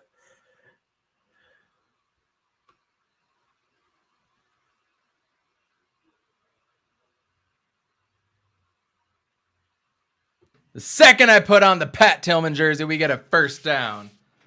Let's go. Good run, Connor. Good run. All right, come on. And then Chase is back in the game. Let's score before half. Fake man. handoff to Please. Rondale. A He's touchdown. got plenty. No, Kyler, you've got plenty of time. Do something. God. Oh, I'm so sick of Kyler Murray, dude. I'm so sick of him. Has all this time and could have ran the whole time to pick yards. Throws it at the last second, and it's a horrible effing pass. What are you doing, Kyler? You have all the time in the world to do something. Right? Run. He has all that time to do something. Kyler, I know we were trying to be a pass first guy, but dude, like, it's the playoffs. Got to leave everything out on the table. It's dude. not just Stop faster. They're in the right position. Ertz is wide open. Kyler passes it. Interception. Taken back for Rondell. Whoa. That was intercepted. What just happened? Yeah, you're a little ahead. Hang on.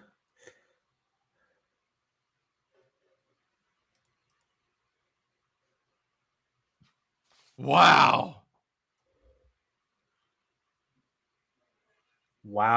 Good play, Rondell. Chase Edmonds with a good play for 10 yards. Murray's scared, bro. I don't know how that happened. Scared, bro. I mean, great play, Rondell. That was crazy. Yeah, he just took that right out. Good redemption, man. And yeah, Chase with like a wildcat. Good move.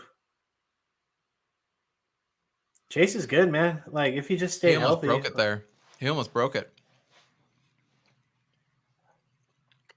Wow, man. That play is crazy. Shout out Rondale, man. Von Miller just chased down Rondale Moore on a screen pass.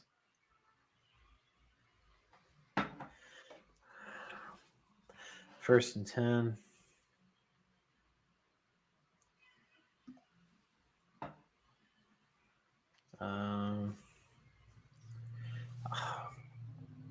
Dude, like, why are we running like screen passes when no one's screening?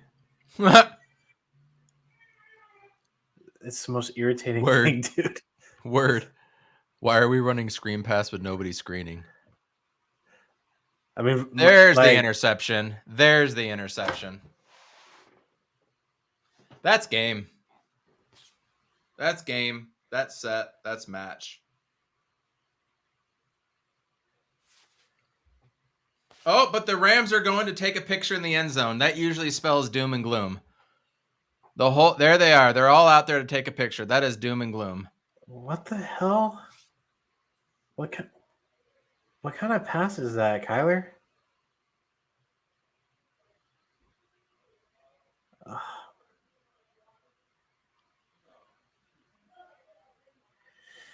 Man, this is tough. Cliff, get your shit together, dude. Tired of Max Garcia. Dude can't hold. Why are we doing more screen passes to James Conner and not Chase Edmonds? Dude, that ball just landed perfectly right there. Like, play action. Stafford goes deep. No good. Incomplete. You mind pausing it for a second? You're a little ahead. Take a sip and I'll start it back up. So now, I mean, we're 100% talking about who we're getting rid of now. I didn't have a good feeling today. I didn't. I didn't have a good feeling. Alonzo, what's going on, man? I don't know. You have any answers for us, dude? Do you have any answers? What are you seeing out there? Is Kyler scared? Looks scared to me. Or maybe he just doesn't have trust in anybody on his team. I don't know. They're lining up right now if you want to start it. 2nd and 10. Odell Beckham gets it. Flag on the play.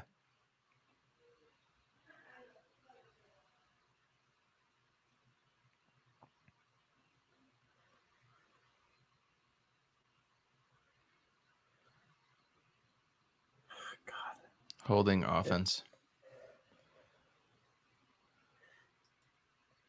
It's just wild, man. It's like, it was very fun to watch your game yesterday too, Fernando. Thanks for tuning in and giving us the stats.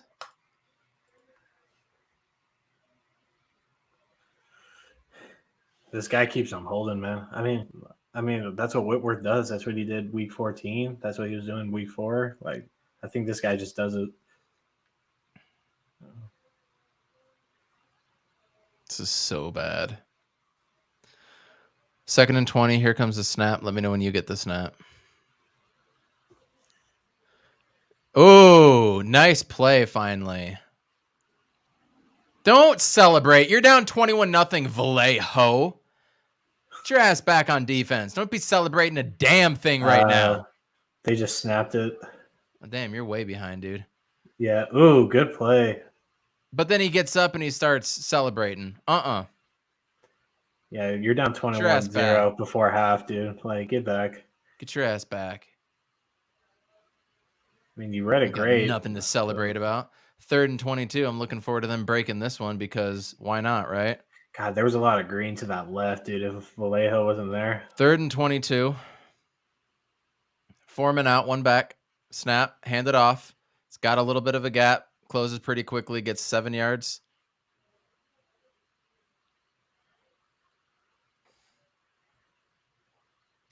Yeah, I know, JV. I'm pissed right now. We're busting your balls too.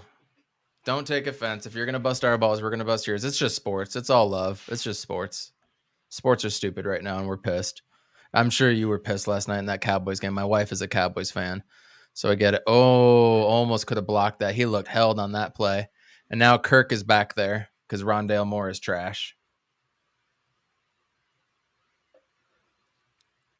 4th and 14. I mean, that's 2 4-and-outs. I mean, that's some progress. But you're not wrong. We need to get this offense going, dude. We just need one score. One score can change. Not change momentum. The one score. I mean, maybe Kyler has the half of his life. Defense going to need to force a turnover, though. Yeah, this team flourished when we had multiple defensive turnovers or just like, yeah, it's just like the offense should be the focal point of this team. And the fact that it's like the defense and it's been like that consistently is pretty concerning. I don't know if it's Cliff's system or Kyler, but I don't know. Kyler has a lot of time. Niner for life knows what's up. Oh, what do you say? Yeah, I don't like that either. Just dudes celebrating when they're down. I'm not a fan of that. Yeah. I think so too, Vlogs. Oh, false start. Awesome. Who was it? 68. I think Beecham. 73 is Garcia. I think 72 is, or 62 is Rodney Hudson. So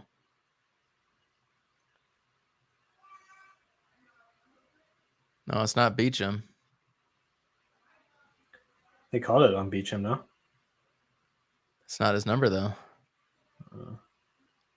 Oh my God, Kyler! Kyler is stupid. This dude. What are you doing?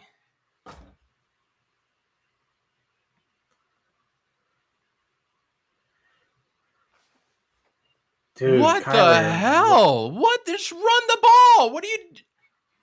Oh my God, you have the momentum. Dude, Kyler is shit in the bed right now. What? Man. This live stream might end sooner than expected, guys. Man, you ain't lying. Oh my God.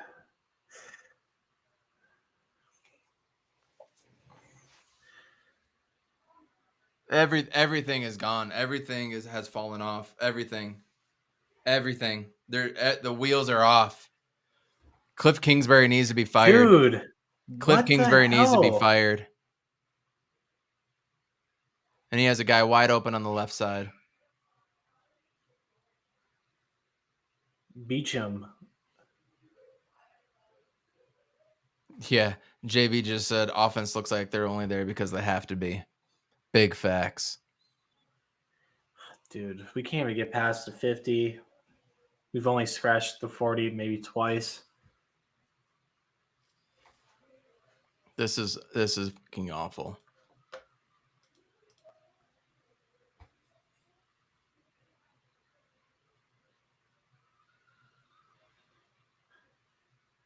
should be ashamed of yourself, Cliff Kingsbury. You should be ashamed of yourself. You should resign from your position of how ashamed you should be.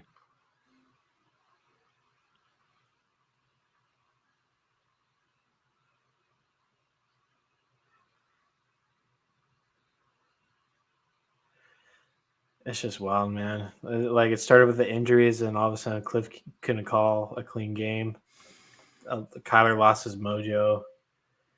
Like, this is just wild, man. This is the most fraud 11-6 team I've ever seen in my life.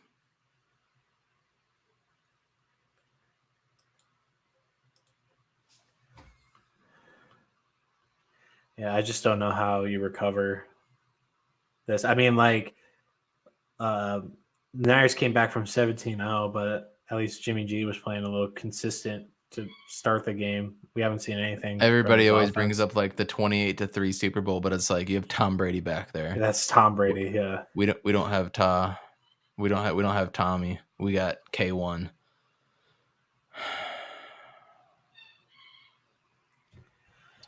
Jakob Poeltl opens up the score in the second half, 59-58. Thank God the Suns are on. Enjoy what you guys have in 59-58. Enjoy what we have with the Suns, you guys. Yeah, there it is. It's amazing how having a confident, competent team can be fun to watch. Because what we're seeing right now with the Cardinals is a very fraudulent team.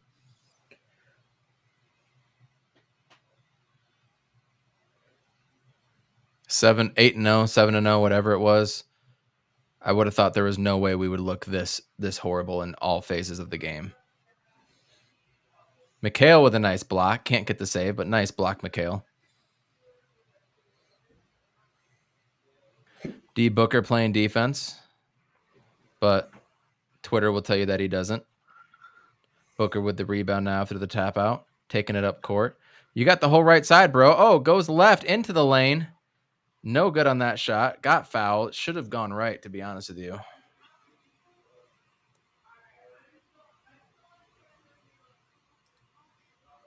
Yep. JJ, what year was it when we had John Skelton starting a playoff game for us? That was 2014 or 2013? That was the worst playoff game I'd ever seen. This Probably might top that. This might top that.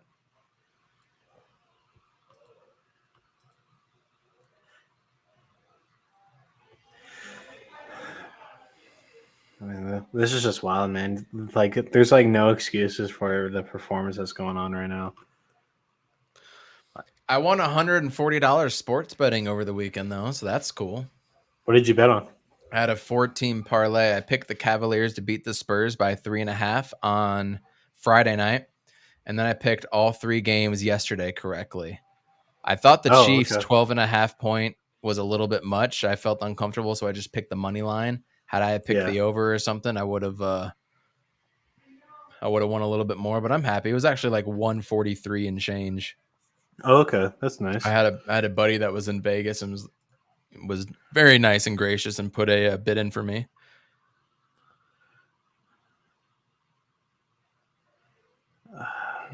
Bucks Packers NFC Championship. I thought Darius Garland was one of the top picks out of that draft. Even though he was injured, I thought that was going to be a stud of a pick. Good to be right on that. I liked Garland more than I did Sexton for. Oh, yeah. Yes. And a lot of people kind of looked at me sideways about that. I was like, no, Garland. Bang. Good, dude. Jay Crowder for 3. 60. Oh, they say foot on the line. 63-60. I'm sure they'll take a look at it. DeJounte Murray with a wicked floater, though. Dang. Here comes Chris Paul. Chris Paul, top of the key. Stop and pop for 3. Rolls out. Here comes Murray. I should change the title of this. This is now a Suns live game podcast. DeJounte Murray for 3. 65-63. They are up. Rams with the ball. 153 left at their own 42. Dude, Matt Staff is only thrown 8 times. Doesn't need to run anymore because they got Cam Akers running it for another 8 yards right there. carry Jalen Thompson on his back. DeJounte Murray stop and pop another three, bounces off the rim. Pirtle gets it and got fouled, but they didn't call it. Thank you. Devin Booker stops and pops for three. Rolls around. Out. 2nd and 2. Matt Staff, 1:30 left. They're going to hand the ball off again because, of course. And we actually wrap them up that time for a loss of 3 or 4. So it's going to be 3rd down. Not that it matters. Dougie McBuckets with a bucket on his end, 67-63. Spurs are up on the Suns, 9 minutes to go. I should probably put in one of my earbuds because they're about to die and charge them up. Chris Paul stop and pop from the elbow. Of course that's in if it's on the right side, 65-67. Here comes Matt Staff out, 3rd and 5. 5 wide receivers, trips right, Higbee on the left. They can just send it. They're getting the ball. Oh, no, I don't trust this coverage at all. I knew that was going to Higbee all the way, and he drops it. Vallejo was nowhere near where he should. You're telling me Zaven Collins can't get blown in coverage too? Come on. That was awful. They got lucky, 4th and 5. They should go for it. He just dropped it. Vallejo needs to go too, man. Vance Joseph needs to get a head coaching job because obviously he's not doing his job over here. So I don't know what these coverages are. Here comes the punt. No fake punt. They actually do kick it. Doesn't seem like there's a penalty. Christian Kirk muffs the punt, but gathers it back in at the 13-yard line. Jesus Christ. We can't even do like the returns correctly. Well, this is where Murray is at his best, when there's no time to think, right? Yeah, I guess so. Man. Niners, Packers next week, Bengals, Titans, and Kansas City and Buffalo. I'm trying to stay positive for the stream. I'm trying to. I love you guys. I'm really thankful for everybody tuning in. We've had about 10 to 12 and even 14 people watch at some point. So we run a draw play? So we want to run a draw play? Dude. Down 20-0 with the ball with 30 seconds to go, and you run a draw play? Dude, just let the clock run out. Go into the locker room.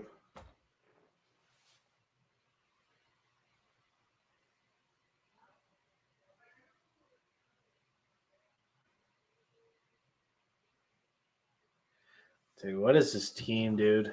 This is exactly what happened at the end of the year last year.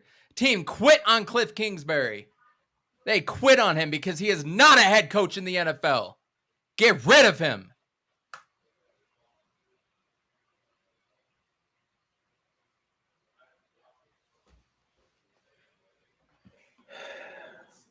So who did you say you wanted for the head coach position? I think anybody sounds good right now.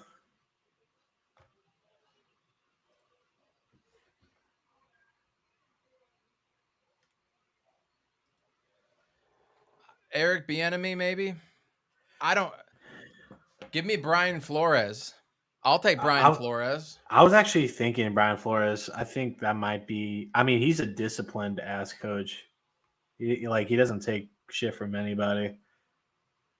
He might be what this team needs, honestly.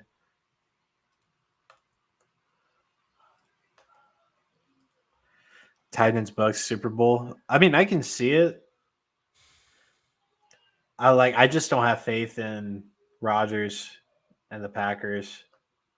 So I think Brady's gonna make another trip. Titans is interesting though. I think the Titans at their best can beat Kansas City.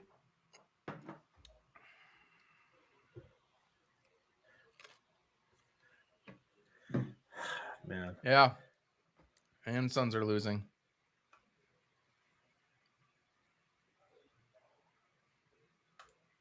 What are we supposed to say, man? Oh no! What are we supposed to talk about at this point? I got a sweet Bulls jersey I can put on real quick. What Bulls jersey is it? I got MJ, of course, the black one, red pinstripes. Oh, okay. I have an MJ jersey too somewhere.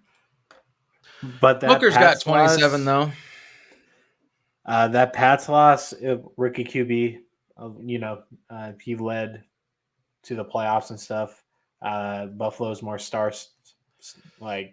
more star casted, so I kind of expected a big win from Buffalo. So this game by far is probably the worst performance. What do you got between the Bengals and Titans next week? I'm looking forward to seeing what Joe Burrow, Joe Mixon, Jamar Chase. I'm looking forward to see what they can do against the Titans. That's going to be an interesting game. I think that's going to be a really good game. Like I said, the Titans at their best, I think they can be close to anybody. It's just the Bengals offensive line I don't trust. Yeah. But Jamar Chase, he's great. Joe Mixon, just chips at yards, man. And Joe Burrow, I mean, everything that I saw from him recently was just great. So I think I'm going to roll with the Titans, but I think it's going to be a close game. I'm going with the Bengals. 100% going with the Bengals that game just because I like the way they roll. Hey, we got our first guest on Coach B. We got two Coach B's in the house. What's going on, B. man? Man, nothing. Watching this, what y'all call football. This is we're struggling here, man. This is that Cliff Kingsbury special. Yeah, man. To be honest with you, from watching it, I think the game's just too big for both of them. Murray made two dumb mistakes. Like watching the game, he's rushing his throws. He's not taking his time, and he's reacting instead of doing. Yeah, because he doesn't have a good quarterback coach to teach him. He has Cliff Kingsbury. Yeah. Who can design plays, but I don't want him teaching Kyler Murray what to do about anything. Devin Booker, by the way, just got fouled on an and one for his 29th point. He's about to get a 30 spot with 6 minutes left in the third quarter. Suns down 6 right now. This will pull into within 5. So we got a dual game going on right now, Coach, since we don't even care to talk about the Cardinals. We focusing our attention on a team that is competent and can do the correct thing, and that's the 2021 Western Conference champion Phoenix Suns. And Devin Booker gets within 5. Devin Booker has 30 points with 6:45 to go in this. Jay Ness, you need to jump on too. Tell me what the hell is going on. This is the Cliff Kingsbury special, and at this point, I want a top to bottom change in the organization because we clearly have the talent to get to where we need to go. But if we keep having a GM that can't draft, a coach that flounders at the end of the season, we're not going to be able to get to where we need to go. But that's what you got. I mean, it goes back to, like I said, I was talking a conversation about the Cowboys fan. Who do you want? Like Eric talking about, Eric Bieniemy or even Flores. Like I'll take Brian Flores on a heartbeat. What he did with Miami, that 7-game win streak was masterful. So only good, competent coaches can really pull that off. And our early season success had a lot to do with our defense being fully healthy and then Kyler not having to put a bunch of load on his back. So it's yin and yang at the end of the day. But apparently we're getting rated right now. We have 238 people watching, and we're just getting rated with something. I don't care what it is, but I appreciate the stats like no other. Look at all this right now. Keep it coming. 238 think we're doing something. You think we're still confident? I mean, I agree with you. I always said it from the beginning, with this style of offense, it don't last, especially in the playoffs. But a lot of it, I think Kyler Murray, I think the game just is too big for him right now. Like, he needs to just slow down and just relax and just play. And then you can also see, look at Hopkins. There's nowhere to be found. I mean, he's hurt. That's a big key. That's the one-on-one. That's the one guy that gets the one-on-one matchups. Yeah. But Yeah. I honestly, everybody keeps saying Eric Bieniemy. I don't think he get a head coaching job. I think I said it from the beginning. Nagy kind of messed it up for him because he's under that Andy Reid. He's under that Andy Reid umbrella. So a lot of people not saying it's Eric Bieniemy. They're more so saying that it's Andy Reid. Getting blown up right now from the Tom Grossi raid. That's I appreciate. I don't even know what that is, but I really appreciate the stats and the extra views and the comments. While you're here, hit the like button and sub as well too. Kyler Murray. I just everything just is under Cliff Kingsbury. I just feel like if he gets another person in his ear telling him the right things, good things can happen. Good shifts you'll see. You saw a clear sack with Von Miller coming on the outside, and that whole pocket in front of him is clean. Didn't step up. He just stayed there. Didn't even try to escape. He just stayed there and didn't step up. But he's 5'4". He's Yep. 5'4". Like he can't step. If he step up, he can't see. Tell me. So would you trade him? No. I'll be right back, guys. Hang on. Yeah, you're good. I wouldn't. To be honest with you, I wouldn't trade him. I ride with him. I mean, he got you to the playoffs last year. He got you close to making the playoffs. He got hurt.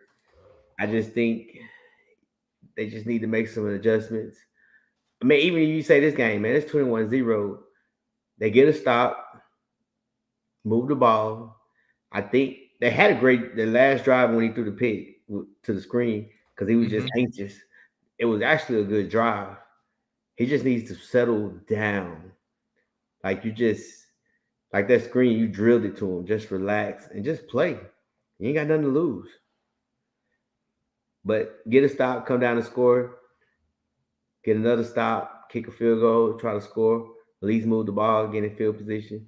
At least make it a game because we all know, regardless of the situation, Stafford will choke if the pressure's on.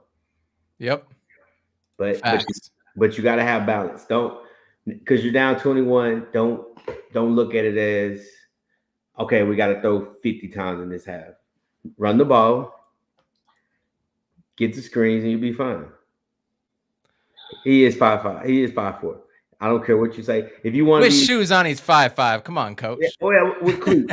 With cleats, he's 5'6". How about that? But the guy, he's not that tall. He is not that tall. But our problem is that now halfway through the game, we're already shifting to off-season mode. They couldn't even show up, man. They couldn't even show up. Didn't matter what the defense did. They were gashing him. The offense for having if you can't do the one thing that you specialize at, which is calling plays or developing QBs, and you can't do that, your ass needs to go. This isn't a hard thing. If you can't do what you're specialized to do, you need to get fired. And that's in any job, bro. Any job that you do. If you are a bagger at a grocery store and you can't bag them groceries, you're not going to be coming in the next day. If you're a line cook and you keep serving well-done burgers and they're ordering a medium, you're not going to come back the next day. And if you can't call plays to get positive yardage on a consistent basis in a playoff game, you need to go. You're down 21-0 with the ball with 32 seconds, and you call a draw play. Dude, you better be aggressive, and you call a draw play and let the clock run out? No, you don't want this. And you ain't the man for that job. Fortunately, the rest of my NFL picks were good this week, other than that Patriots game. I was hoping and praying that they would lose, and they did. What? Well, I told you that. I know you told me. My mind and everything said to choose them, but I was like, Bill Belichick. I was like Venom kind of taking over my body, and somebody just kept saying Bill Belichick in the back of my head. Oh, so you one of the guys, you still living in the past. Facts. Randy. He's not that guy anymore. I didn't think Mac Jones was as good as everybody said he was. That's just my personal opinion. Yeah. I think again, I've said it from the beginning. Bill has not won a playoff game without Tom Brady. Yeah. Regardless of how you Or a meaningful game. yeah. I mean, technically they got to. When did Tom Brady take over for Drew Bledsoe? Was it wasn't it like the first or second game of the season? It was later. It's like the third, I want to say fourth or fifth game. So it was still the first half of the season though, for sure. It was still Yeah. the first half. Yeah, it was still the first half. Well, before the rest of this game ends, looking into next week, unfortunately I couldn't be able to join tonight's pod, which everybody should check out on ASAP Network.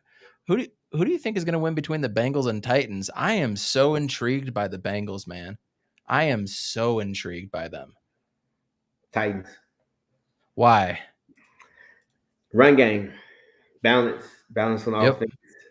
To answer your question, Kyler, he did it in the playoffs. If Wentz would have done it in the playoffs, then we'd say his, but no one cares about the Time and place matters. But I like what the Titans. I'm very curious to see what Derrick Henry's really gonna show you. Like, is he 100%? Not even 100. If he's 90% healed. Offensively, they're probably. I just like the Titans because they're gonna be scrappy on offense. They're gonna control the clock, and they're gonna make it a slugfest. And I don't think the Bengals wanted to be up and down the field. Yep. But everybody's riding the wave of the Bengals. I think the Bengals. I don't know. I think they'd be happy because that's all you've been hearing: Bengals, and they haven't been there before. And then for 31 years, they finally won a playoff game. Poverty franchise. And good for them. I was rooting like hell for them. That was the most fun playoff game for me. Yeah, it was a good game. I liked it. But I think it's time. I really like the Titans. I'm not gonna lie. I had what's the name, Coach of the Year, and for some reason we can say what they want. All the injuries they had, they still got the number 1 seed. Yep. And they beat them sorry Colts twice. So I'm not gonna hate that. I mean, I do think there's something to playing that first week too and gaining a little bit of confidence. I'm just curious of what they got. I'd love to see the Bengals come out and win and make some sort of stupid playoff run that we don't expect, but I expect the Titans to win also. First play, looks like I'm not sure who that was, Cam Akers or Sony. I think that was Sony. Takes it up the gut, gets a handful of yards, 3 or 4. It'll be second down coming up. The Cardinals have any chance, they're going to have to force a turnover sometime in the second half. It'd be ideal to do it right now. I think J.J. Watt's going to play absolutely every play. It's going to be 2nd and 7. Looks like they got 3 guys to the left, 2 tight ends. Going to hand it off again to Sony. Gets penetration, takes him down with about 3 yards to go. 2 or 3. We appreciate the raid, everybody coming up and filling our stats when we had like 250 people coming in watching at one time. That was cool. Now we're back to our typical 10 to 12 viewers. Randy, thanks for coming in as well too. Yeah, thanks, man. I wish it was under better circumstances. 3rd and 3. Cardinals want to make something happen. Get a stop right here. Cam Johnson with a step back, by the way, and it rattles around and goes in. Suns down 6, both with 34 in the 3rd. Here's Matt Stafford. Got 5 wide. One of them is Higbee in movement. Absolutely no one near Tyler Higbee for the catch. Was that 12, 13 yards? Nobody near him. Tyler Higbee is just working us. Hey, JJ, you remember when we had Isaiah Simmons and Jordan Hicks covering every tight end and tight ends couldn't do anything against us? Yeah. That was fun. He just worked Byron Murphy. He worked a corner. That running a lot of zone. He's afraid. He must be afraid. A lot of stupid zone. Yeah, he's afraid of cut. Yep. Zone isn't our strength. I don't know why we do that. Nope. We don't have the DBs to match up now. Yeah, rushing, but 3 or 4. Rushing 4. Can't get around the edge. goes right through Cup's hands. Jalen Thompson had a hand on it. It'll be 2nd and 10. Going to need to get a takeaway if you want to try and make a game of it. Oh, you slow. Your game's. Oh man, you real slow. I'm gonna play ahead of you. The fact that you're ahead of me right now. Yes. Well, I'll catch up because snap right now for me. Screenplay. Yeah. And take him down short of the line to gain. Second and 10, 3rd and 10 right here. Ooh. Yeah, anybody following the YouTube stream, keep in mind YouTube has like a 4 to 8 second delay, kind of dependent as well too, on top of the delay that we have watching the game. But I should be with it right now. 3rd and 10. Stafford backing up. There comes some pressure. Hits him as he throws. The throw goes up. Almost intercepted. There's a flag on the play. Who's it going to be on? Finally, a decent enough hit on Stafford. I'm sure it's on us. I'm sure it's 1st down Rams, and we still got to do something. Like, that was stupid. Why did you grab him? Before the pass was played, holding on the defense. Like, he grabbed him for no reason. Like, you had underneath coverage. You had a safety over the top, but you grabbed the jersey for what reason? I don't know why.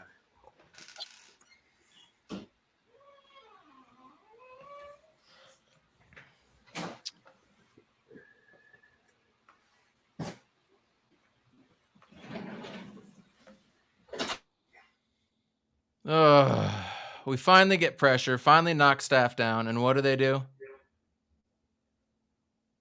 Pass. Just typical.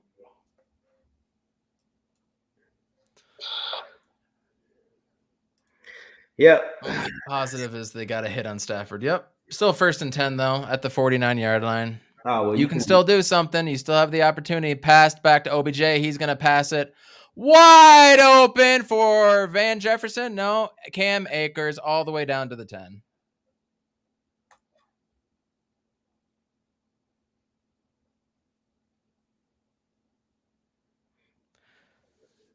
Sun's down 2, by the way. Down here having fun. Sun's down 2. Book's got 39, by the way. Book is must-watch TV over this trash-ass Rams game. Book's got the ball. Book is just walking his man right now. Book step back 3. That's off. Oh, off. Biombo gets the tough offensive rebound and earns another possession. Sun's down 2. Minute left in the 3rd. Here comes Staff at the 11-yard line. False start, timeout. Well, it doesn't matter. They can do whatever they want. Bro, I can't. I'm not going to watch any football coverage until Sunday or Saturday, whenever the. I just can't with this. This is just so bad. Book rolls it out. Biombo gets another board over to Landry Shamet for 3 from the wing. No good. Biombo with another offensive rebound over to Shamet, who drives it over to Cam Johnson, and he throws it away. Hey, shout out to the Memphis Grizzlies. We should have had Ja Morant. They're playing great right now. I just don't know if it's sustainable for the playoffs, Yeah. We'll see. If they get a top 4 seed, I think they can win the first round, but they'll probably get bounced in the second round. Yeah. But they're a young team. They have quite a few years ahead of them. Jaren Jackson Jr. being good also helps. And Desmond Bane is playing out of his mind. But... Desmond Bane is out of his mind right now. Yeah. I knew he was going to be good. I just didn't know if he could develop any type of dribble and pull-up or something like that. And sure enough, he did. Anytime he did that in college, bad things happened. He would turn it over. He was missing. His shooting percentage was like 27% in college. It was awful. But he has it now, and he's the best shooter. Always draft the best shooter in the draft. There's nothing wrong with that. 5 wide for Matt Staff, 2nd and 6 at the 7. Well, it's getting late.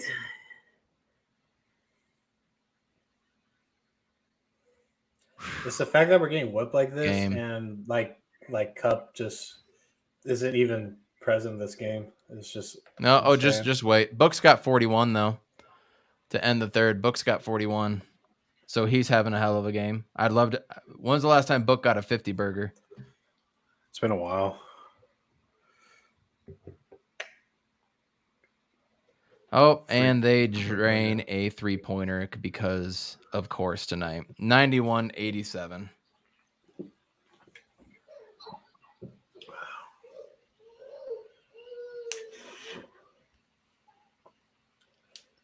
Yeah, and Cup touchdown. Coach, you got anything for us? Just anything? I'm drowning here now. Oh my God. Tell you like I tell everybody else. There's always next year. Just getting shut out, man. They got to score. You got to score. There's no coming back from this. Nah, ain't no. Oh, it's over. You just It's playing over. you playing for respect now. What respect? Ain't no one got respect for Cliff Kingsbury on that team. Well, yeah, that's true. I mean, and that was one of the things that I think me and Jay, we had a huge argument. I was like, hey, y'all want to win the last game of the season so y'all can get the home game. You want the home game. I feel like the home game would have mattered. Just how this team's playing right now. But at least would have got you. You at least had the crowd. At least would have had something going for you. I mean, it's honestly true. It's if with playing in Los Angeles is hard, especially if they go up. That stadium is loud and it's crazy, especially when they're up. So you have to get on them first. But I just honestly think that the game was just too big. It was just too big for Murray, man. You could tell how he was throwing the ball. He was running around. Just too big for him. And it's like that for some quarterbacks. Couldn't even make it a competitive football game, bro. Not like Roy. It's not even just not our night. They can't do anything. They can't do anything right. Warm up Colt McCoy. Yeah, dude, put Colt McCoy in. F Kyler. I'm sick of seeing his ass taking stupid sacks. Wants to do nothing but use his legs. Playoffs come. He ain't even trying to use his legs. 2 stupid passes forcing turnovers that lead to scores. Like, no, man. This is garbage. Yeah, Pride. This is a fireable offense to what this whole team is doing. Leadership change top to bottom is needed. Don't be like that, man. You gotta be strong, man. But it's 3 years in a row we've seen this from Cliff Kingsbury. Now it's in the playoffs. He has yet to win an important game, to win something. Cliff Kingsbury as a head coach in we college. Lost all of our primetime games, like end of season collapse. We can't secure a playoffs like seeding just by winning. This is just a reoccurring thing. I mean, I agree with you. Like I said, me and Coach Evan, we talked about it earlier. It's the style of offense. You can't run and shoot in the NFL and think you're going to win 17-18 games. You got to have a balance. You have to run the ball. You have to have something. Kyler Murray actually is not great. But now, with the Rams up 28-0, that D-line just pin their ears back and just rush. I mean, Kyler Murray has thrown for 3,500 yards every year. That's nothing to slouch at. Yeah. But now we run the ball. Now you want to run the ball. Down 28-0 for 2 yards. Now you run the ball. Bravo, Cliff. What a time. Book hits a 3 to go up by 1. Then Book's got 44. Score 92-94. Spurs up by 2. 44 for Book. Book is having a great game. Hopefully get it to him again. Oh, of course, my stream just Book froze. with another 3. Did he? 95-94, Suns up 1. At least we have that. 2nd and 8. Snap to Kyler. Drops back. Defense just eating. Throws his best pass of the night for 10 yards. Woo! And here we are thinking a guy like Rondale Moore would be good tonight.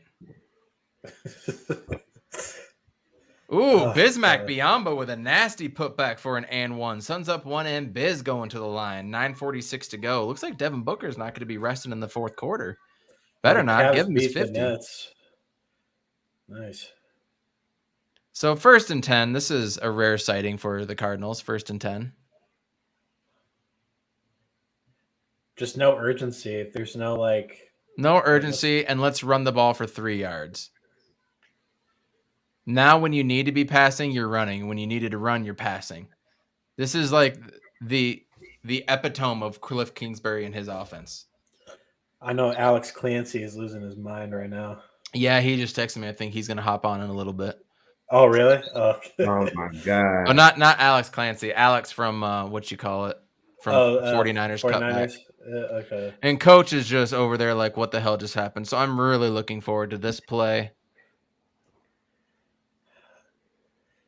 What do you know? We're chipping at 4 to 5 yards running. That's crazy.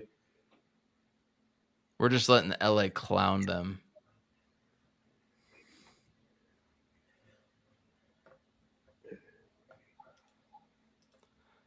Not to me. I didn't think they were going to. I just didn't want to say anything. Appreciate you coming in, 6-man. Are you blame Cliff or player effort? That's Cliff. So this is 100% coaching. This is what bad coaching looks like. This is bad coaching. I would take Mike McCarthy as our coach over this. No. Don't do that. Don't do that. So they run a draw play on 3rd and 8. They run a draw play on 3rd and 8. Yeah, Cliff This is the dumbest head coach that hasn't gotten fired yet. Nope. You got to put the Cowboys up there. You know what you sound like right now? You sound like a Cowboy fan. I'm a pissed off Cardinal fan. That's what I am. As I should be, right? Yeah, no, I agree with you. I really thought that this was game. Are we going for it on 4th? Is that what we're doing right now? Yeah, he just got it. Kyler Murray runs it for the first time. He finally scrambled. Didn't even take it out confidently either. He's just looking back the whole time. Didn't even try to do a full sprint. He's just trying to high step it. Cam Johnson at the free throw line ties the game at 98-98. Rondale in motion. Not even a play action. Just another bad throw. A completion, but a bad throw. Nobody touched him. Finally down 2 yards short of the first down sticks. Just to see the type of collapse that we had year 1 with Kyler Murray, losing the last 6 in a row. And then the collapse last year, 2 games to go to get into the playoffs, and they collapse. And now watching this year, 3 years, man, plus all 6 years at Texas Tech. Enough is enough. It's 9 years in a row you haven't been able to do anything as a head coach. So get your ass gone. Go be an offensive coordinator for USC again if you want to. No, they're not going there no more, buddy. Facts. Yeah, I mean, of course the game is manageable. You can get a fumble on the next kickoff return and be in scoring position again. Of course it's manageable. Is it realistic? No. Y'all need to score before it gets under 2. Good run from Connor. He was almost Cam Johnson coast to coast, spinning around dudes, crossing them up, goes coast to coast, lays it in. Suns up 5, 103-98. Give me more of that.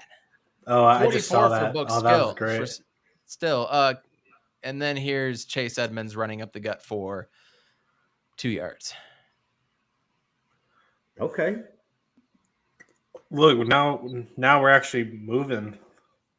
But we should have been doing this right from the get-go, but oh, look at this. Come on, dog. Keep on fighting. There you go. Throw hands. Christian Kirk with a pass down to the 15, 14-ish. Oh, man, I gave up on the team when we were down 21-0. Throw some hands with Aaron Donald. Let's go. This is the most excited I've been all game. Who's thrown out? Yeah, DJ. I got the game on mute because I didn't want to hear ESPN anymore talk, but I'm going to turn it on. That was a good throw to Christian Kirk. What happened? Still Humphreys, chopping. Donald. Still chopping it up. Did Donald take off Humphreys' helmet or something? What it looked like, but I don't know. Personal foul by Donald.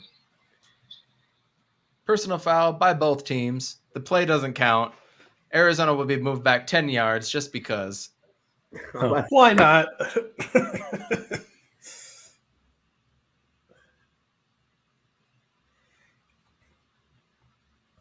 Man, I need to be drinking more beer.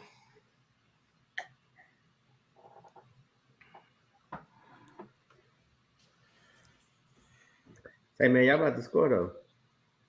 Score right here. Oh, you're giving us way too much credit. I'm gonna bring you on all the time now.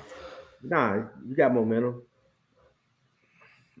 Donald's out because he has attitude, so you don't have to worry about. Oh, he just is like Nah, you can't do that, Donald. Yeah, Nah. Dude's like swinging at a guy with no helmet on. No, he just pulled it with two hands and ripped it off, and then he's still trying to punch him. There you go. Gotta hurry You're up. a little ahead, so I'm excited. You said there you go. Oh my god, I keep forgetting. My bad. No, don't be. I have nothing to look forward to now. I'm still at the fight right now. I'm pretty behind. James right now. Conner for a wide receiver screen down to the 2. Second and goal. They're still not even showing a sense of urgency. Hurry up. Since we about to score, I'm going to mute Coach for a second so he can talk away. So he can say whatever and we won't hear him. In fact, I'm going to take it off the screen so I don't even see his reaction. Screen. Conner with a good run at the 2. Still in shotgun from the 2. Just can't get it to James Conner. LOL. James Conner handoff. Punch it in for. We got a touchdown. No. Yep. Touchdown. Now we're going to unmute Coach. We got 1 touchdown. That's good. CP3 on the other hand too. Hey, but you good. Go down. You get a. Oh, why are they going for 2? I mean, might as well. 8, 16. That doesn't make any sense. That doesn't make any sense to go for 2. This doesn't make any sense. Why are you going? See, Cliff Kingsbury does stuff in games that you wouldn't do in Madden. This is stupid. It's a 3-score game no matter what, bro. Yeah, I heard tussling. I don't even care that he got it. That so is. Flags come in. What happened on the flag, Coach? There's still John. Yeah, that's all it is. It's the I like it. I like it. Keep it going. It'll make the games good next year at least. Campaign drives in. Alley-oop to McGee. Slams it down over Pirtle's face. 107-100. Phoenix Suns up. 6.5 to go. DeJounte Murray taking it up court. A nice conversion from Antoine Wesley. Hey, JJ, you know what sucks so bad, though, is Mikal Bridges is a Rams fan. He's always been a Rams fan, so it doesn't really bother me, man. He has, like, pictures of when he was, like 5 with, like, a Rams jersey on. So I'm like, oh, okay. Why go for 2, though, man? I mean, this doesn't do anything. You score again, and you get a 2-point. It's 28-16. You score again and get a 2-point. It's 28-24. So you still need another touchdown to go up. Yeah. Why risk it? We're still down by 20. So yeah, you're down by 20. I guess you have it so where if you score 3 touchdowns, get a stop, you'll be up 1. That's the only thing I can think of. And now the Suns are going away from Devin Booker after having him carry the whole game. But they're scoring. They're up 9 now. Derek White in the lane. Oh, Mikal Bridges with an open court steal. He's going to go fly in. Up and under. No good, but gets fouled. 5:40 left. Dude. Coach, let's go on to the next matchup that we got next week. The Niners at the Packers. Who you got for that one? I got Niners. Ooh, Niners. tell me Okay. why. I mean, if you go back and you look, they played in the regular season. I think the Packers scored at the end. I really like what they got. It's gonna be a good game. They're gonna be physical. Niners they're gonna slow the game down, so it's gonna be a slow scoring game, kind of like how they did with the Cowboys. I don't trust Aaron Rodgers. I mean, say what you want, I just don't trust him in the playoffs. But I like the Niners because in that you can say everybody's gonna say the weather. Well, it's gonna be cold, so it doesn't matter. 49ers want to run the ball anyway. I mean, I'm going to be picking the Packers. I don't think either pick is going to be wrong because something's telling me that the 49ers are going to do it. But the way the Packers were playing on defense this year, I just think that they're going to be able to do it, and they're going to have enough offensive punch to be able to take it over. I mean, anytime you got the best player on the field, which is Devontae Adams, your team's going to have a chance to win. That's for sure. I'm looking forward to see Debo play against that defense. I agree. Debo was just a boss, man. And the then Niners we got is an interesting pick. Like the Niners is a very interesting who do you pick. got, JJ? I definitely see the score being low. Like if it was Rodgers in the NFC Championship, I would definitely bet against him. But I feel like the Packers will pull it out, probably by like 3 or 6. Why? So is it really just because of Rodgers, or just I just think like Jimmy G kind of had like a collapse at that like in the second half, and he really tried to like give the Cowboys the game. That's been kind of like a consistent thing with him through the last couple of years. Like he has all this momentum to start with, and then he just takes his foot off the gas pedal, and then he rolls out the car, and they just end up with all these unnecessary losses. And I don't know if Nick Bosa is going to be back. I know he got injured. I just don't know if he's playing. I don't know how serious his injury is, but I think it's going to be a low scoring game. I'm gonna roll with the Packers on that one. You're muted, Evan. Book with 46 just gets an alley-oop lay-in. Timeout, Suns up 115-102. So on a back-to-back game coming from Detroit to San Antonio, we're going to be able to take care of business. Thank God. I think what Pride said has a point. What do you think of that, Coach? You think that's a fair point? Yes. I mean, yes and no. I don't understand why would you do it now. Like I said, the only way you can do it if you believe that the Rams are not gonna score anymore, and you're gonna score 3 more touchdowns and be up 29-28. I mean, that's the question you gotta ask Cliff. But again, if they get a stop right here, if they can get a stop, they at least have 2 minutes left going into the fourth, which should give them opportunity to score. But they do need to hurry up on offense. 2nd and 6. Oh shit! God. And you just said, shit. 2 wide receivers, 2 tight ends, 1 back, under center. Play action. Staff bombs it. Wide open Van Jefferson because why not? Yeah, I'm way behind. I feel like that's game. I feel like that was the killer. I just don't understand. You're playing underneath. You're playing man underneath. The safety should have been over top. Way out of position. Our safeties have been out of position every game the last 5-6 games, JJ.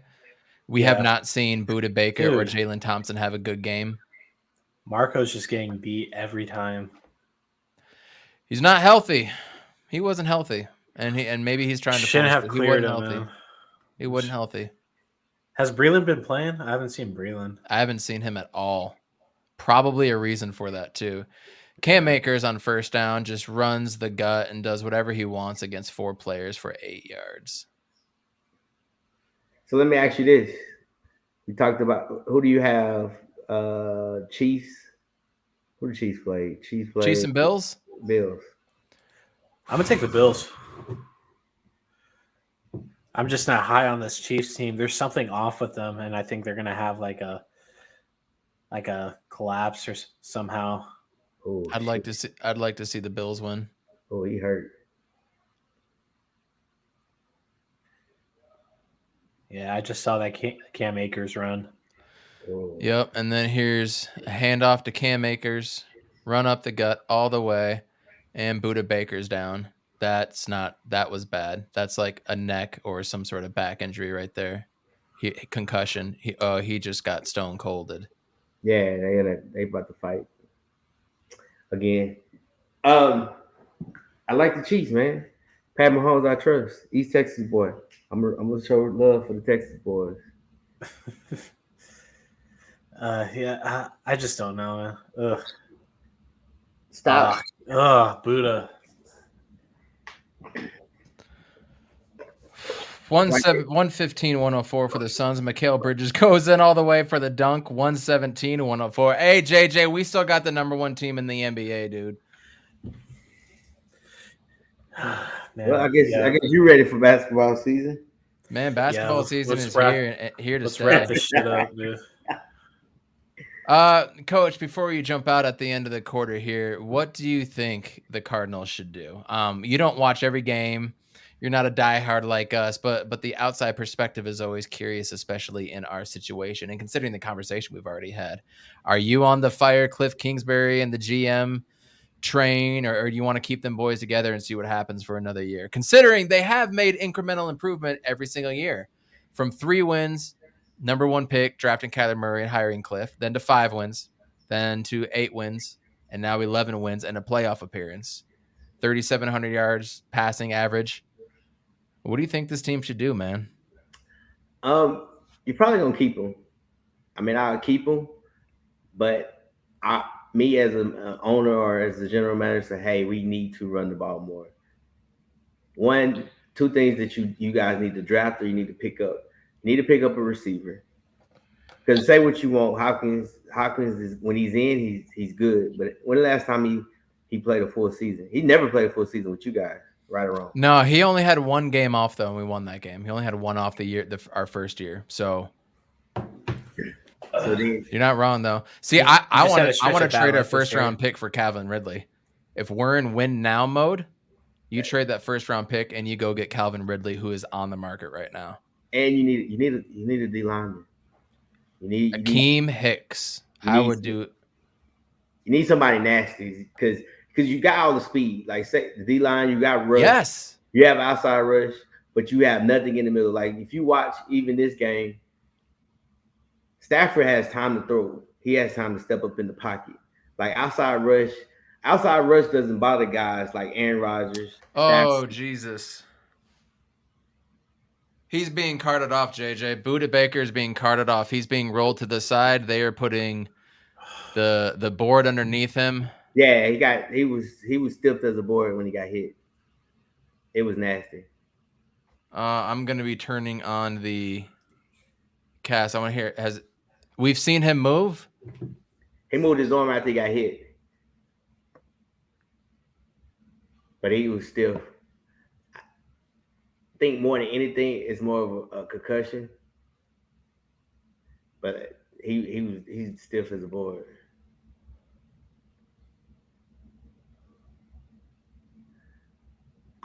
He just got hit right on the side, like not the shoulder, not the head, like right, just everything right here.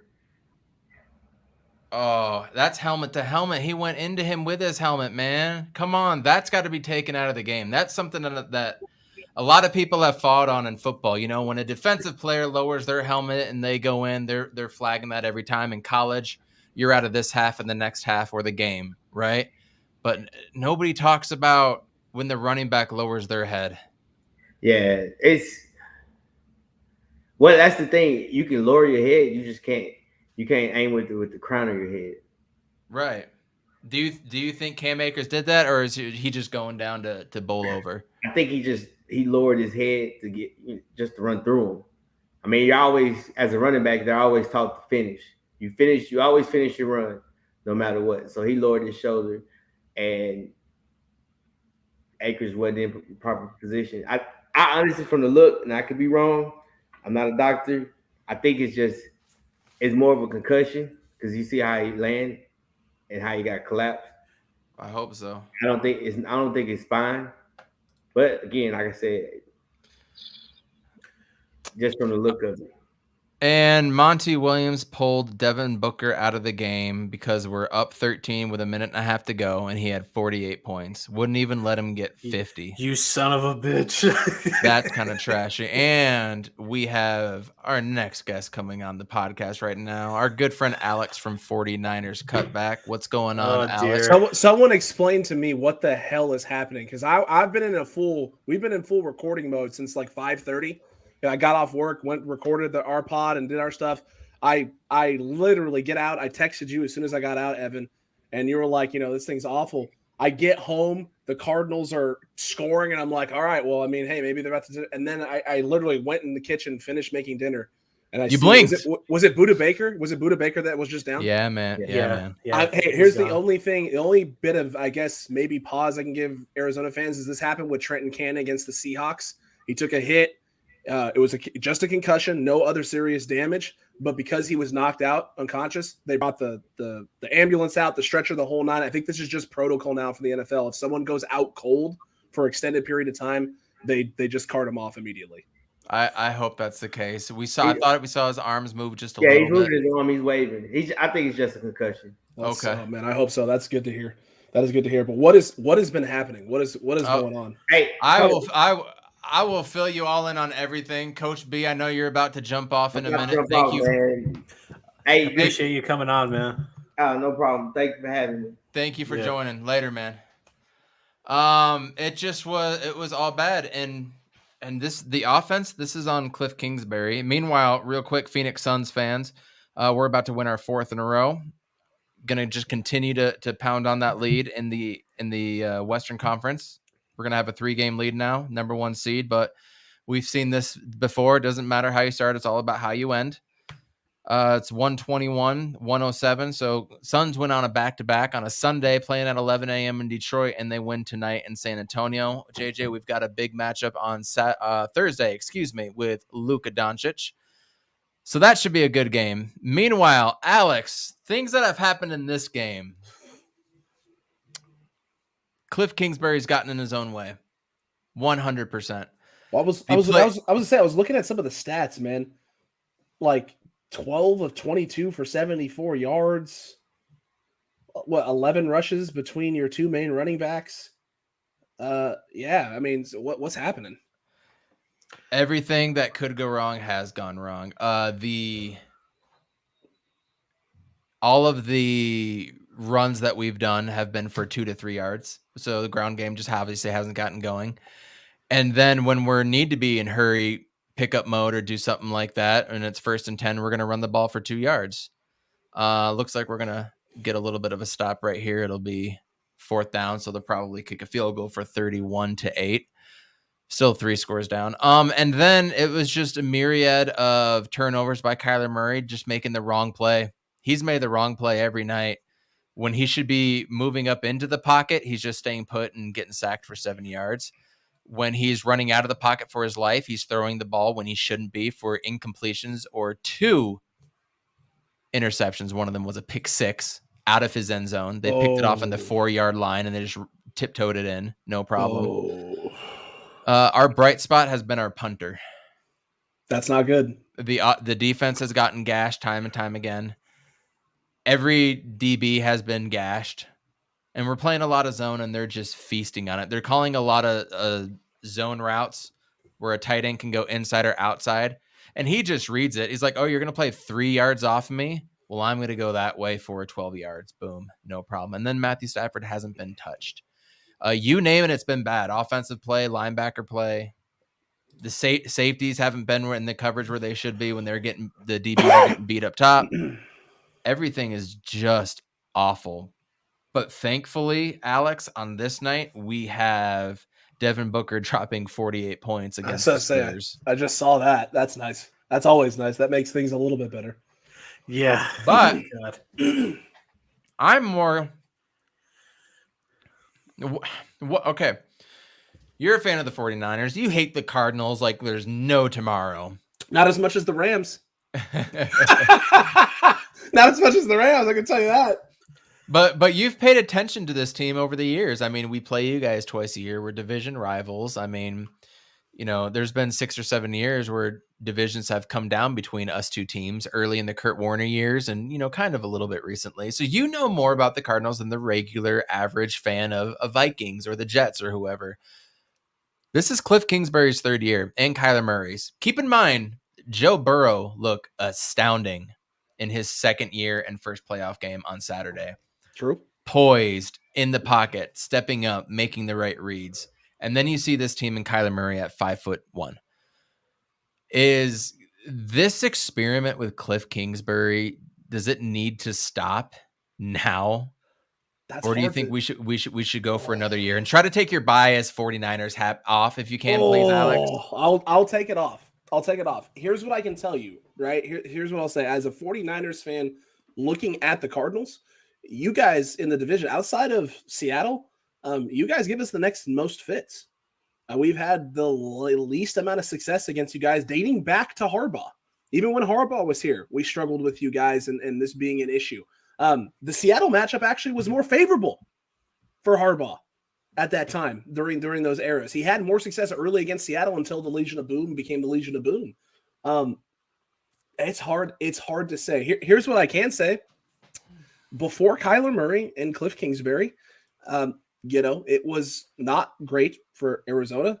You guys missed on Rosen, and in all honesty, I mean, it was a bad situation that could have been compounded and worse. It could have been way worse if Cliff had decided that Rosen was going to be his guy and you guys didn't make the move for Kyler. I think there's obviously been some good with Cliff, right? And the things that you guys have been able to accomplish and the turnaround from his first year there, where you guys won, I think 5 games that first season. It was 5, right? So 5 games that first year. Going 0-6 the last 6 games, by the way, in that first year, but keep going. Don't get me wrong. The second half collapses of Cliff Kingsbury is a real deal. This is where it's tough, right? You guys had the incredible start last year. You collapse. The bad collapse his first year. This collapse right now that you are all watching, I'm watching unfolding, and it's almost surreal because you have to think at some point, right? He'd learned from something and that this wouldn't be a continual thread and trend. Cliff Kingsbury might be one of those coaches, right, that is a great regular season coach and is just not built to handle what playoff football is. And maybe the air raid isn't going to work. Like what he wants to do offensively just isn't going to work for this team, even though you guys have the pieces to make it work. This is one of those situations where it's like, maybe now is the time to kind of pull the trigger. I think realistically, you have to look at, like you said, Evan, you have to look at the collapses consistently as a coach, no matter where he's been. Second half of the season, when games matter the most, his teams struggle. It has to be a reflection of him at some point. And it can't be a reflection of your players because you guys have talent everywhere. And as much as I know you guys are frustrated with Kyler's still a problem. All of his skill sets and tools, right, are still a problem. It's about getting the right coach with him to maximize those things. Drew Brees was a short quarterback. It didn't seem to matter. I know he wasn't Kyler Murray short, but he was still the short quarterback, and it just didn't seem to matter for Drew Brees. Russell Wilson was on the smaller side for quarterbacks. It doesn't seem to matter for Russ. I think if you get the right coach in place, those things, the things that he's struggling with right now, maybe they're not as big of a problem. The question is who is the guy? If it's not Cliff Kingsbury, who is it? I'll take Brian Flores any day over this. Ooh, that's actually not a bad option. That actually would scare me a little bit as a 49ers fan. That would freak me out. He doesn't take shit from anybody. He's disciplined, and he was quick to throw to the Wolves and stuff. He's just not playing good. It's like back to the drawing board. Maybe that's what Kyler needs. He needs a kick in the ass or something. He might. The team in general. So, hey JJ, this is actually something I actually was wondering how you guys as Cardinals fans feel about this with Kyler Murray. Baseball is always like an option there for him. It's always kind of it's just kind of sitting there. Are you guys worried about that at all? Like if at some point if the team starts struggling and Kyler starts taking a beating, he's just like, "I deuces, I'm gonna go play ball. I'm gonna go play baseball." I've never once thought about it. What about you, JJ? No, I think the decision that he made was like a for the future sort of decision. So Okay. yeah, like if he was worried about the toll on his body and what the future holds, like he would have gone with baseball for sure. I just think he enjoys football a lot more, and he thought he can do something here. And Hey, we've seen he football's can more do something. exciting. Yeah, football's more exciting. The Way more spotlights are on you, and this is Kyler's first playoff run. I'm not entirely going to kill him, even though he deserves, like the criticism and stuff. He just needs that good voice in his ear. Obviously Cliff isn't that guy. Vance Joseph, like how the defense is looking right now, it's like, why are you doing these sets? Why do you have linebackers lined up on these fast corners or ass corners lined up against Higbee and OBJ and Cooper Kupp and like Van Jefferson is just like, off to the races and stuff. It's just like tonight's game, it kind of shows all the deficiencies that we were concerned about it to go into the season. Mm-hmm. And then we put all that to the side when we went on that streak. And, once Hop went out, that's when just the snowball happened. And like, I think we just need to move on from Cliff. It's like, it's a reoccurring thing. Like you mentioned, it's that end of season collapse. And like, this is a prime example of it. So everything you said, Alex, you're 100% correct. And that's hard, man. That's hard to say because it's hard to watch a team have success, right? And things to change during his tenure because things have changed. And yeah, things are bad right now in this moment and have been bad at the end of seasons. But the team has looked like it's taking all the right steps, right? It looks like it's going the right way. You have the pieces. This is like for Niners fans, this is like the Jimmy Garoppolo situation. Right? I was talking with my dad about the whole Jimmy thing, and he was like, do the Niners move on from Jimmy if he wins a Super Bowl? If the Niners are able to get there and he wins a Super Bowl? And I was like the fan in me is like, no, you can't. But the executive in me is going, well, yeah, you're going to get a first and a second, right? You're going to get a first. You're going to get all your Trey Lance capital back. Yeah. You get all of it back if Jimmy wins a Super Bowl. So it's like maybe, and that's crazy to think because it's like, there have been some, as much bad as there's been some good. Ooh, right? And you don't want to forget about all of it. They're showing an ambulance leaving right now, by the way, with Buda Baker in it. I just saw that. The hospital. Yeah, let's hope that is definitely precautionary. I hope that so, man. sucks. JJ, when you're checking Twitter and stuff, look for any updates, and if you come across one, go ahead and interrupt whatever we're talking about because that's obviously more important. Meanwhile, the Cardinals, they're taking it all the way down to the 30. They're going to face a 3rd and 10 here. Clearly in 4-down territory for touchdowns only that point. A field goal does nothing unless you just want to make the score look better at the end of the day. But it's going to. Cliff better not be trying to do that. You better not be trying to make the score look better. Bro, why did he go for a 2-point conversion when it was 28-6? Beyond me, man. Megan, I was trying to finish up the steak in the kitchen, and she goes, "They're going for 2." And I was like, "What?" I was like, "Why?" And she's like, "I don't know." And it's like, "Are they saying anything on the broadcast?" They're like, "No." I was like, "What the frick?" Everyone's saying the same thing, Alex. This is what's so irritating. That's crazy, dude. It's nuts, man. It doesn't make sense. So what did you think? Let's get off the Cardinals for a minute. Let's talk about that Cowboys-Niners game. From your perspective, like obviously it went your way. What was your biggest takeaways from everything? The biggest takeaways for me was the Niners are the team we thought they could be. It really just comes down to consistency. It's been their biggest problem all year is being consistent and executing. And so, when the run game is dialed in the way it is, when your team's blocking the way it's supposed to be, it's really, really easy to see how the Niners, are a team that could go a long ways. The problem has always just been, can you do it for 4 quarters? Can you not shoot yourself in the foot? The Niners, when you either are neutral on the turnover battle or you win the turnover battle, the Niners are, I think this year they're I think they've only lost 1 game this year when that's been the case, when you've had neutral turnover situation or not.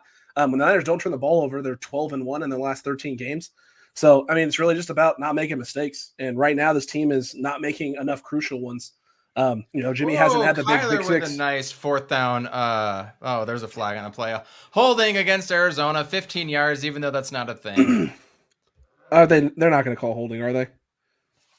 There's a flag on the play. They're coming. They're walking. Looks like they've already got it. 2 flags on the play. Holding on the offense. Penalty decline. Oh, there's 2. Holding Why on the even offense call and it, another dude? player. Jesus There's 2. There's 2 holds and it's 4th down. Who did they get it? Who did they say who they got it on? I had to mute the broadcast because I couldn't listen to the slander anymore. The deserved slander, but I just couldn't take it anymore. It's hard. It's hard to take that, dude. When your team has come out and done this, right? In this moment.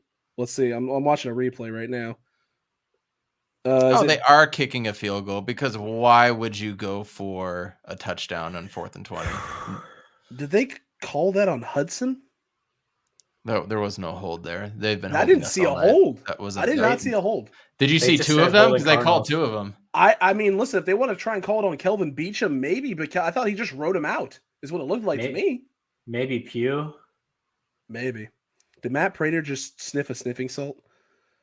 Whatever it was, it's worked. 31-11, boys. Did he just sniff? I think I just caught it. That's going to be a meme. Now watch. He'll kick it, and he won't go for an onside, right? This is where he'll kick it. Oh, probably.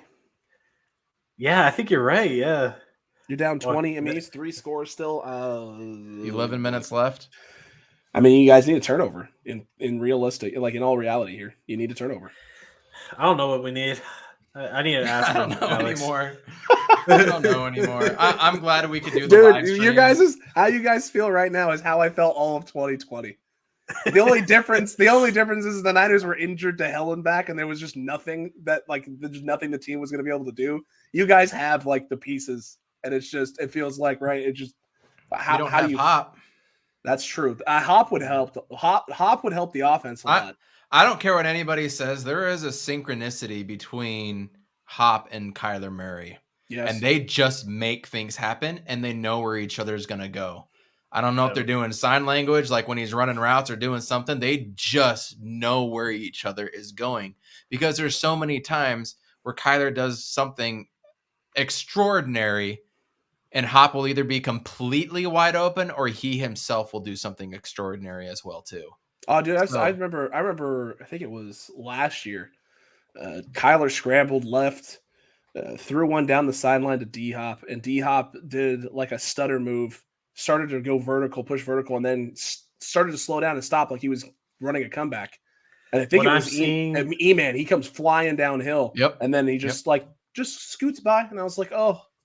He's so it's not that he's even good. It's just the way he does it, how he glides. He just glides around that ball and around that football field, and he moves like I can't compare him to another wide receiver that I think he moves like. And you mind if I interrupt real quick? I'm seeing some Buda Baker. Go. Medical professionals are calling it a concussion.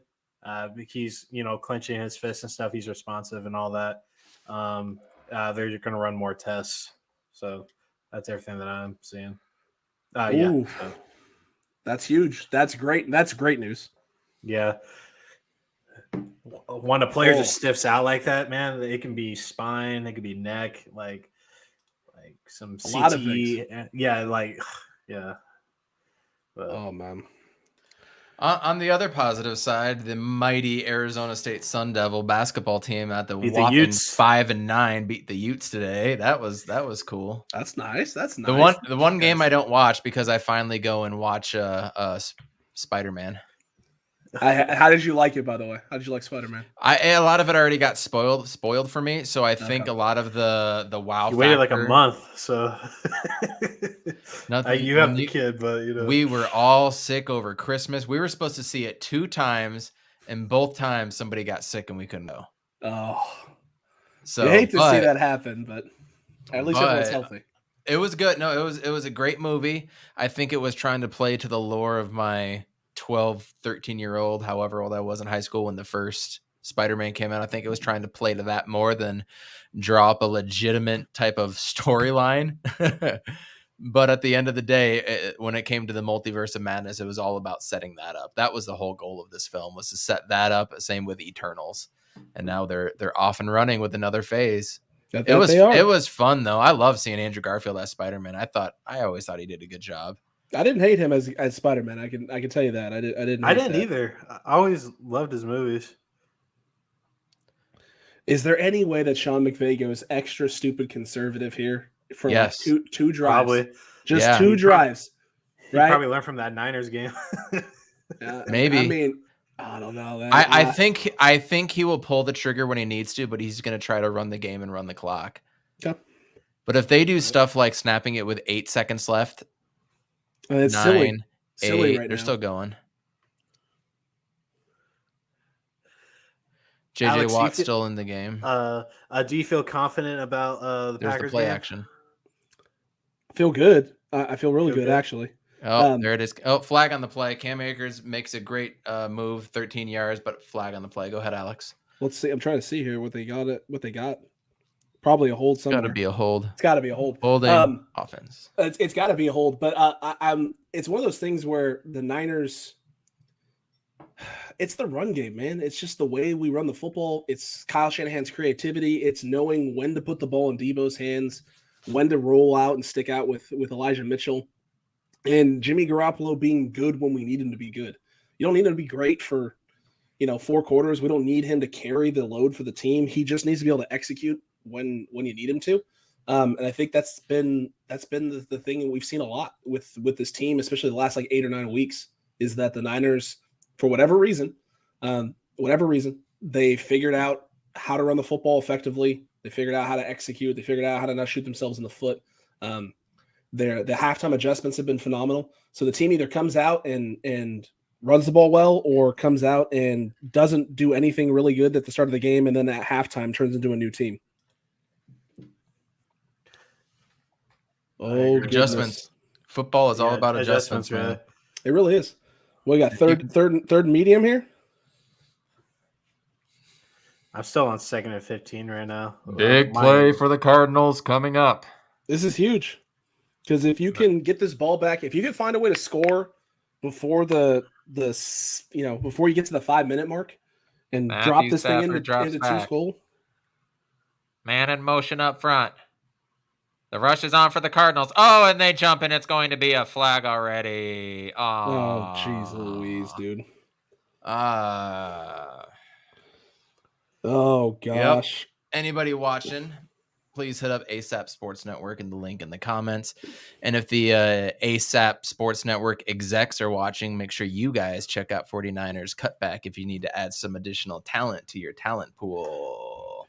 The higher ups are watching, man. Especially if you need 49ers content, my guys. I mean, there is literally Don't come for Sacramento King stuff. You will not. Don't come for Sacramento King stuff. Do not. That team is hot Who? garbage. Never hot heard of them. garbage. I don't think that organization is ever going to figure it out, to be honest with you. Is Santa Clara closer to San Francisco or Sacramento? I don't know where Sacramento is. Santa Clara's going to be closer to San Francisco. Okay. It's going to be closer to San Francisco. It's closer to where I'm at in Lodi in the Valley.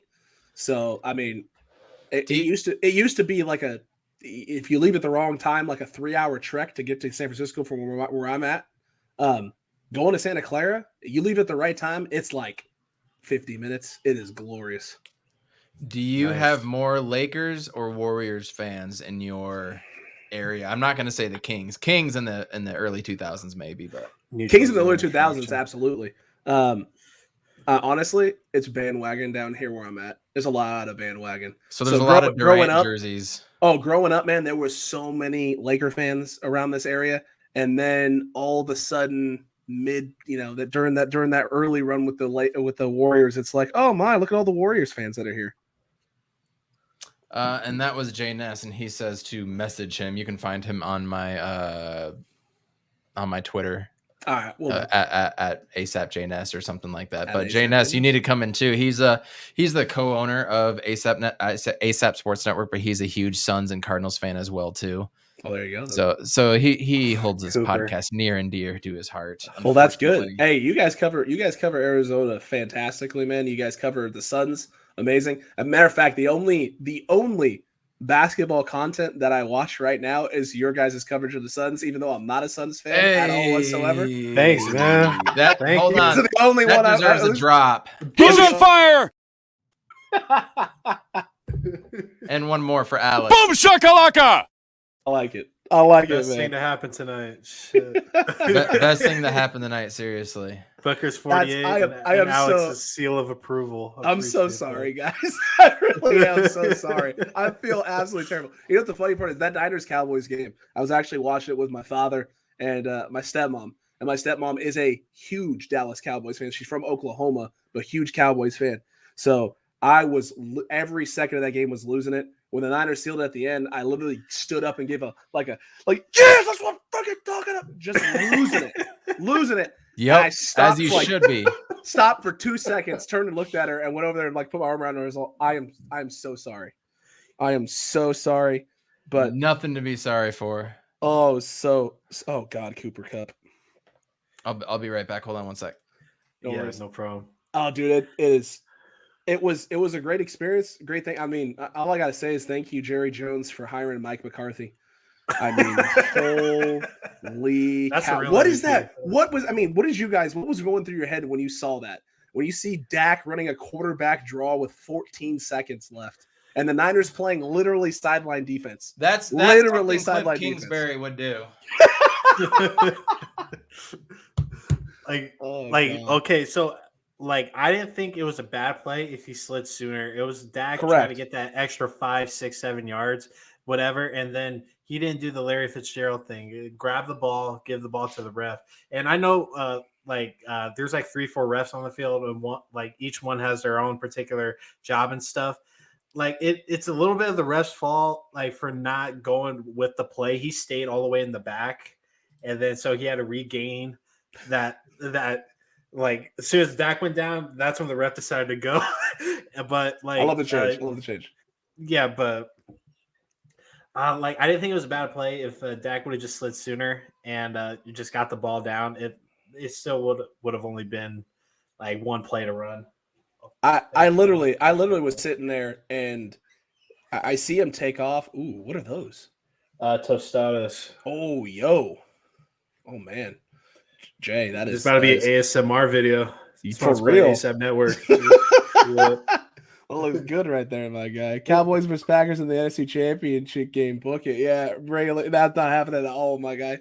That's not happening at all. I was in shock, man. When they drew up the quarterback draw, I remember when they got into that range, I was like, that's scary. They got 2 plays, about 35, 40 yards. You got 2 shots in the end zone here with 14 seconds left. I was like, I do not like those odds at all with a rookie quarterback and Ambry Thomas out there with all the playmakers they have.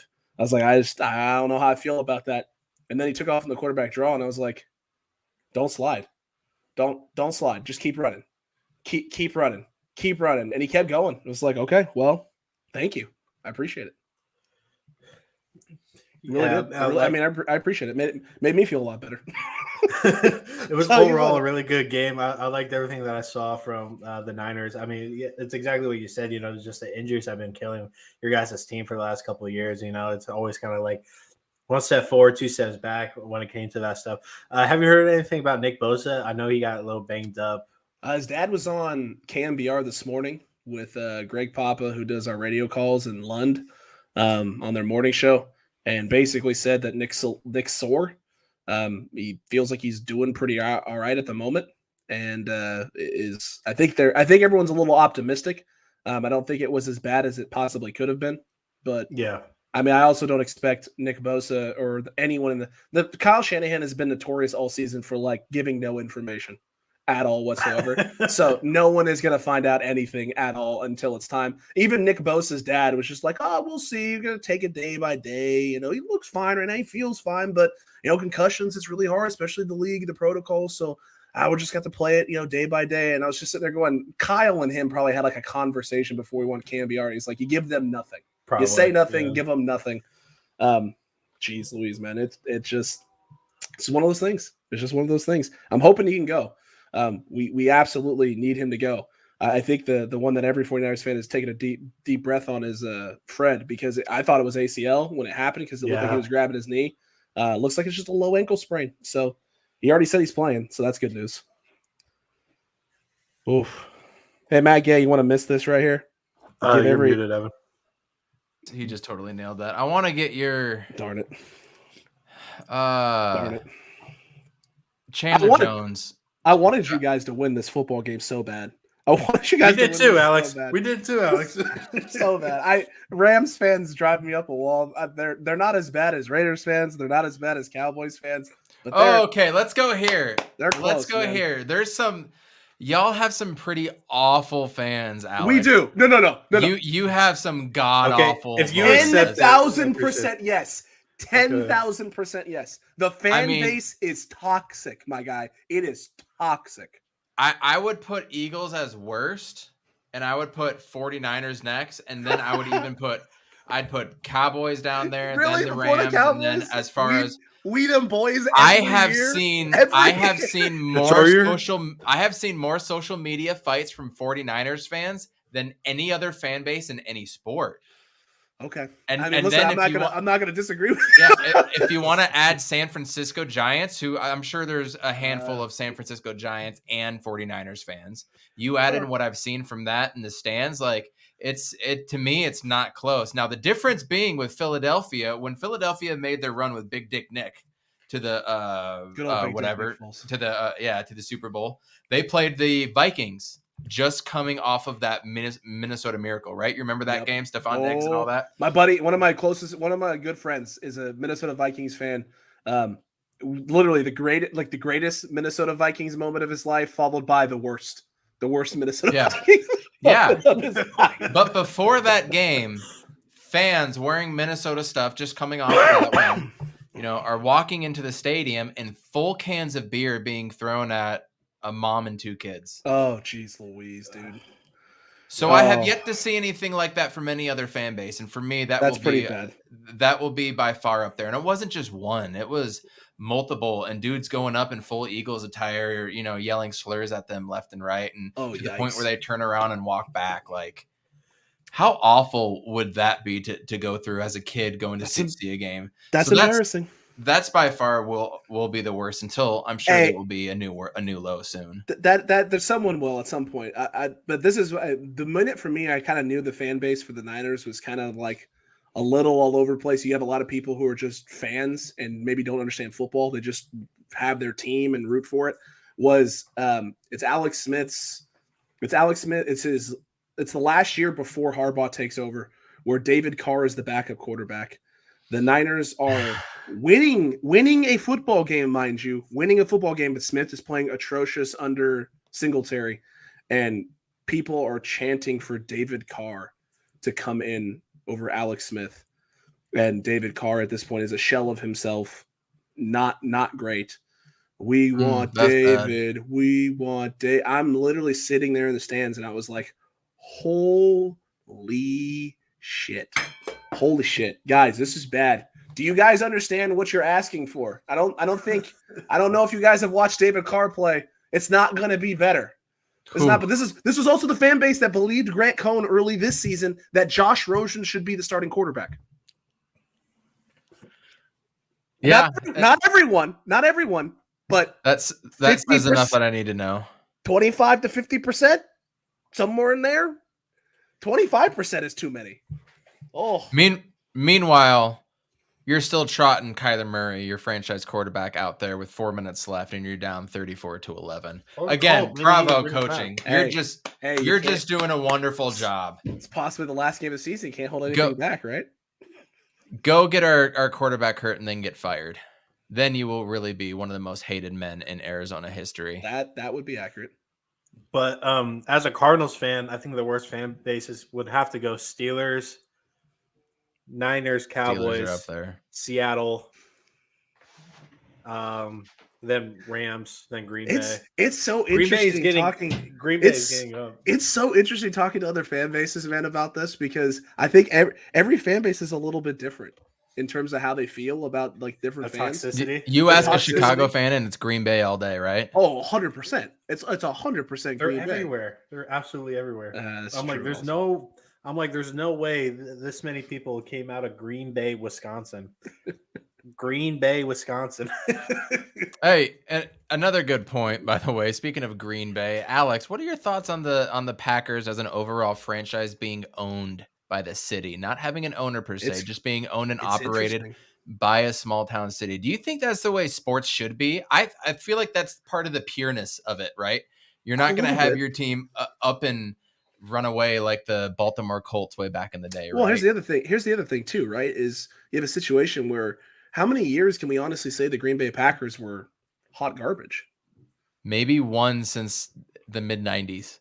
Yeah, I mean, other than like when Aaron Rodgers would go down with an injury or something, and they were just irrelevant. I mean, they Brett haven't Hundley, had they haven't had sustained like losing. sustained suckage. Yeah, they don't do it. And some of that you can credit some of that to quarterback play, having quarterbacks that played a long time, but in a great front office. But I think a lot of that too comes down to as well, like the city having ownership, and so there's someone to kind of normal people that are holding you sort of accountable. Yeah. It's a little bit. I think it should just be 100% that way. The city should own the team. Alex, you're using your money out of your pocket to go see a game, dude. And to go buy a hot dog at the stadium, to go buy a jersey or a hat. It's True. your money. It is going into this place that is in your area, whether it's you live in Minnesota, New York, Miami, it doesn't matter. You're putting money into that place in that county. It should be owned by that. You would think it would make a little bit more sense. But It's capitalism, which I benefit from, so shit.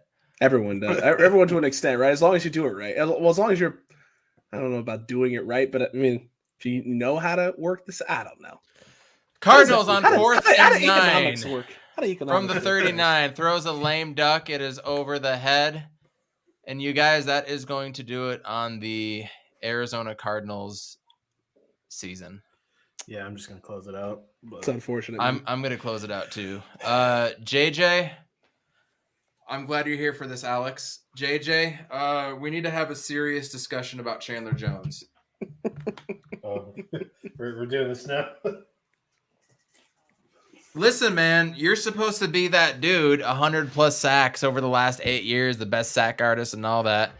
You're 33 years old. You're coming off a bad year. He had one good game against Tennessee with 5 sacks. He had a decent game against Dallas. You could argue he had a good hand in winning us that game. But he was a no-show tonight. He was a no-show. He had one good stop, and it was getting a running back from behind by the shoelace tackle. Yeah. What are we doing with J.J. Watt? Are we signing him to a $15 to $20 million deal? Are we franchise tagging him to probably upwards to 20, 24? And we only have 20 mil in cap space, keep in mind. Is that after the cap goes up for you guys too? That's what I've seen from projections is we're pushing 21 mil. Oh boy. That's interesting. Like by looking at the season, Chandler did like a lot of disappearing. Multiple games we didn't see much of. Marcus Golden led the team in sacks, and like he did that in the first half of the season, and he disappeared from that. And Marcus Golden's been the most consistent guy on the field with Watt being out as well. So if I was me, like how the season ended right now, I would let Chandler walk, keep Watt, re-sign Connor. Like Edmonds, depending what the price is, if he's a good running back, he's just never healthy, and that's what sucks. I like Edmonds, I do, but like Inu, he's not as fast, but like he's basically a little mini Edmonds. So it's tough, and we need to definitely consider a head coaching job and maybe an offensive coordinator job as well. Just depending who our HC is. I'm done with Cliff. This is a reoccurring thing. There's a lot of stuff to scrap. We need to put some money in this offensive line. Really utilize that in the draft. Josh Jones is in it. Max Garcia is in it. We got to build around Rodney Hudson to protect not only Rodney Hudson, so he's not getting injured every 3 games, but also protecting Kyler, so he has at least 3 to 4 seconds in the pocket to look downfield and see what he's working with. So those are the things I want to hit the hammer, hit the nail on. So Looking up Chandler Jones's salary, so he was paid 18.6. 18.6. He would be our second paid player behind DeAndre Hopkins and then DJ Humphries at 18.5. We've got, I just checked, we got 22.5 mil ready to go. You can't spend that money on Chandler Jones, an aging player. no. You can't. And outside linebacker, sack specialist, when the speed goes, the power is right after it, man. Look, I would definitely look in to see if you could try and do anything to get get Hassan Reddick back. Dude was a stud for us. And Alex, I told you at the beginning of the season, I think my first week with you, second or third week, I said I would cut Chandler Jones because of this exact reason. Our pass rush was just as good, if not better, last year without him as it was this year with him the whole season. I would argue that, well, at least when he played the Niners, it felt better last year. Yeah. Hassan Reddick was a nightmare last year. Yeah, he was. He was a nightmare this year as well, too. I didn't see his stat numbers. He was in Carolina, right? Did he? Yeah. JJ, do you have an extra screen to look that up? I've got this open right here. Yeah. For me. He is a free agent. He signed a 1-year prove it deal because teams didn't believe in him, so he's a free agent again. Ooh, interesting. I mean, is he going to want to stay in Carolina? I mean, would you? That's you only got signed a 1-year deal, and they're not looking too great right now. I don't know if I would want to stay there. He had more sacks than Chandler Jones this year. There you go. Yeah. I knew he did. I just didn't know the numbers, and I didn't want to. I think it was 10. I think it was 10 or 10 and a half for Jones, and I think it's 11 or 11 and a half for Reddick. Here, I got one right here. The numbers aren't too flashy, but I think that's just because of circumstance. And here's what we're talking about right here. Von Miller got paid 19 mil. Chandler Jones 16.5. Huge drop off. Anthony Barr, Hassan Reddick. These are the free agents next year. I would take Anthony Barr at 8.6. I would give 10 to 12 for Hassan Reddick. What's Reddick's market value? What does it say in there on over the cap? Did I just see 15? 15.3. Yeah. They want to pay. They're saying he needs to be paid Chandler Jones money. I mean, at this point, that's tough. I mean, Reddick played better than Jones. It's true. Chandler Jones is 32, man. 31.8. Anthony Barr, Hassan love Reddick, Chandler, Nicholas but- Morrow. Melvin Ingram is old. You can't do that. KJ Wright, same. But you could. I would pull KJ Wright, and then you're already at Dennis Gardeck, who they're probably going to re-sign and love, and stuck with him and gave him another deal. You're probably going to like that. Devondre Campbell down here. Whoever gets that, that's a steal. The dude is an all-pro this year. He was an all-pro with Green Bay. He is getting paid down here, by the way. Mm-hmm. He is. You think Von Miller is going to resign if they give him the option? If they lose next week? Where are we at with salary cap over if they here? lose I want to say the week, the Rams have $690,000 in cap space.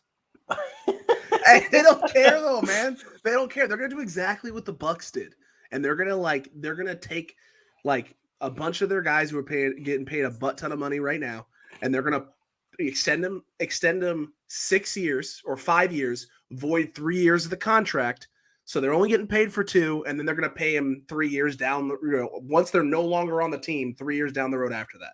And that's what teams like that's what they're doing. Kansas City's been doing it. I know the Rams have been doing it because that's how they keep affording all these dudes. There are teams who are operating like the salary cap don't exist. They truly are. Yeah, the Saints are 80 mil over the cap. Maybe that's what we need to do. Look, did you guys see what the bottom is over here? Oh, wrong one. 71 mil over the cap for the Saints. The Packers are 40 mil. The Cowboys 21. Vikings minus 12. Giants 5. Falcons 2. Pay off. What's that? That's Michael Thomas is some of it. Michael Thomas for sure. Your Niners only have 11.2 mil. It looks like so. Yeah, but you got 26 million just waiting, just waiting with Jimmy Garoppolo to free out. That's pending. Oh, it's sad to say, but I mean, Ant and I said this at the start of the year. You know, it was Jimmy's year this year, and barring a Super Bowl, you were going to move off Jimmy Garoppolo. Here's the other thing the Niners could do. That this is the only thing that Ant and I were talking about that makes sense. If you win a Super Bowl and you want to keep Jimmy, you want to run it back, you could sign him to like a 2-year extension. So put 3 years on the contract, take the money he's supposed to make this year and push it out over those 3 years and give him a couple extra million. So you end up paying him like $12 million a year instead of the 26 or whatever it is. Yep. And then you free up a bunch of money now. You could do that. So look, JJ, Jordan Phillips, 10 mil. I'm fine to move off of him at this point. He can't stay healthy 2 years in a row. All of a sudden, that 22 is now 32, right? Justin Pugh, we've already kind of learned that Justin Pugh is going to be gone. So that 32 is now close to 40 mil. Devon Kennard has done absolutely nothing in 2 full years outside of the first half of last year. Cut him, be gone with him, 6.7, gone. Jordan Hicks, 4.2, keep that. Keep Marcus Golden. You keep Zaven Collins, Justin Murray, Byron Murphy. You keep everybody else going down here with the exception of like an AJ Green, who I don't want to see again. Get rid of Isabella. Yeah, Isabella will finally be gone. That's another 1.1. Get rid of Josh Jones. And you're filling scrubs out here. So we could potentially have 40-ish million in cap space, at which point that is when you have to make a move for a Hassan Reddick player. You have to have outside rushing. And if you can pair him with Gardeck, who we will bring back again, he's at 3.3, but he was injured this year. I can't imagine that going up at all. You pair him with Marcus Golden, and all of a sudden we have our sack guys. You're going to bring back J.J. Watt.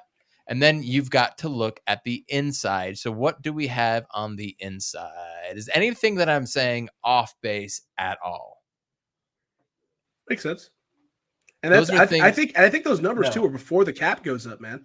So you guys may end up having closer to 60 or 70. There you go. I hope that's the case. A lot of money to deal with, man. Yeah, exactly. Defensive end, defensive tackle. Yeah, that's exactly what we want. So, honestly, and this is a whole roster of guys that can't stay healthy. So, yep. This is what you have in here. There are moves that you can make to make this happen.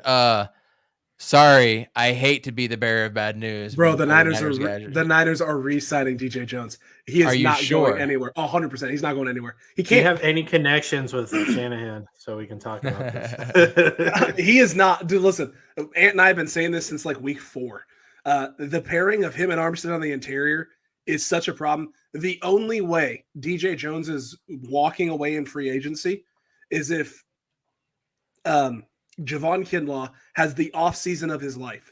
If Javon Kinlaw has the offseason of his life and Chris Kaceric's like, we don't need DJ, Javon Kinlaw is that dude, that's the only way it's happening, and I just don't see that being the case. Yeah. You guys want to trade for Javon Kinlaw? No. Don't need. We have no need for that. We have no need for that. What's that? What do you think about Sue? Not at 35. I don't know. I don't think that's what we need. What that says? Yeah, 30. Age is 35. But I thought you said money wise. But I'm gonna say one thing on it. He does stay healthy. He's a very consistent, healthy player. For $9 million, though, I don't want consistency. I want somebody to come out and make a difference game in and game out if I'm going to pay that much money. I mean, by looking at this list, there isn't many guys. Right here, Vernon Butler and Larry Ojanobi. Ojanobi. I will take those two players in a heartbeat. And I think that's already an update because here's what I'm thinking now for a defensive end. I think you're going to like this. Does that name look familiar, JJ? Of course it does. I know he's 35. I know he's 35. I would do anything to see that. Or Akeem Hicks is also an inside guy too. He can play inside, outside. I think this would be your target right here, but he's also 32 at 12 mil. Something tells me maybe on the back end of his career, you could get a Calais Campbell on cheap and he could be a fill-in guy. But Akeem Hicks is the dream guy right there. But overall, I don't think D end is our need unless you want to go get a Solomon Thomas. I would totally go for something like that. Don't do it. Don't do it. It's not worth it. Amit, welcome to the Oh. show. We are currently Welcome to going hell. over. We're celebrating Devin Booker's 48 burger tonight. You guys are. We are celebrating 50. Devin Booker and the Suns winning back-to-back on back-to-back nights, playing 11 o'clock on the East, and then traveling to San Antonio was a rough trip for anybody.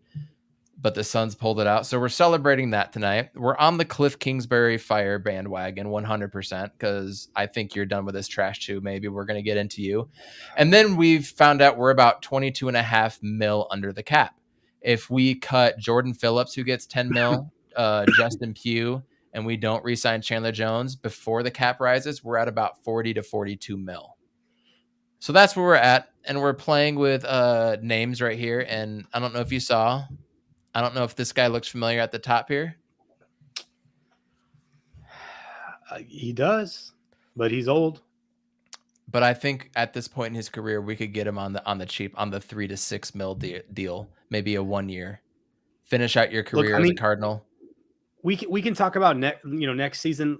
I think we got to bury this season. And what we saw was a team that flourished and then just fell apart. A lot of it was injury. A lot of it was just, play calling. I mean, honestly, play calling had a big issue to deal with our team. Oh man, I don't know, man. I just that was probably the worst Cardinals loss I've seen. What about in 2014 when we had what was our backup QB? Skelton playing in the playoff game? But that was the expectations were low going in. I mean, we shouldn't been expecting a lot going into that game. But that NFC Championship game when we were full strength against the Panthers and we got blown out, the Saints game getting blown out, this game even worse because it's a division rival and I have to deal with these people tomorrow when I go to work. These people. So I'm really hoping that the Lakers lose so I can at least have that. Even if I don't have that, at least I got the Suns overall. But JJ Watt, the whole he's more about his own brand than he is, I think, about the team. Honestly, I don't really think that he made those videos. You guys saw him today. They were just hyping himself up. Yeah, he made a couple plays, but he didn't play every snap. He wasn't really a difference maker. We really didn't have any difference makers up front. I know Chandler Jones made a couple plays. Oh man, it's rough. It's rough. Yeah. We've been talking about it for about 3 hours. So at this point, I'm honestly kind of over it. Yeah. By the way, I'm looking at the market value of Christian Kirk, and they're saying he's going to make $12.6 million next year. No way. 12.6? 12.6. Meanwhile, Allen Robinson is scheduled to be about 16 mil. If we don't trade for Calvin Ridley, I'd love to get Alvin Robinson. God, I hope to God you guys don't bring in Calvin Ridley to go with DeAndre Hopkins. I will cry. I will literally cry. Just because you said that, we're going to do it, Alex. I'm see you next year. I'm on that bandwagon. You know who's not going to trade for him? Kyle Shanahan and the 49ers are not going to be trading for any of those names. It's just not going to happen. We're not bringing in another wide receiver at this point. It's never going to happen. Every offseason we joke about it. Oh, the Niners are finally going to go make a move for a big, tall. I'm done. I'm done believing in that. It's so hard watching the Rams, the Seattle Seahawks, and you guys every year make some sort of move for another wide receiver, and me just sitting there going, we got to deal with another one. Wow. Alex, let me ask you a question. And we don't need a first-round draft pick. Did you think that? Stay off my graph podcast. Thanks for joining, and we're gonna have Suns fan Randy coming on Wednesday as well too. Sweet. By the way, Suns fan Randy, great new podcast you guys need to check out. Love his content. We're gonna have him on. Go Amit. Yeah, I was gonna say Alex. So did the who choked harder, the Niners or the Cowboys? Cowboys. And I'm not trying to be an asshole. I'm literally Cowboys. It's Cowboys. It's the Cowboys. Yeah. It's the Cowboys. Jimmy made a lot of mistakes in that second half. The Niners had opportunities, plenty to put that ball game away. If you don't kick, the field goals that you kicked in the first half and just find a way to put the ball in the end zone a couple of times, even with the mistakes in the second half, it doesn't matter. The game is just too far gone at that point. It's the Cowboys though, It's the Cowboys, because you got handed all of those extra opportunities and chances to win the football game, and you just didn't. You didn't do it. And then the play call at the end of the game, the quarterback draw, and Dak taking 15 instead of just taking 10. I mean, you had 2 shots. Hey, 2 shots at the end zone is better than no shots at the end zone. So it's just. Well, I mean, here's the reality, right? Like, if you're at the 30-yard line and you're trying to punch it in to win the game on the last second play, you're better off at the 40, 45-yard line rather than at the 30.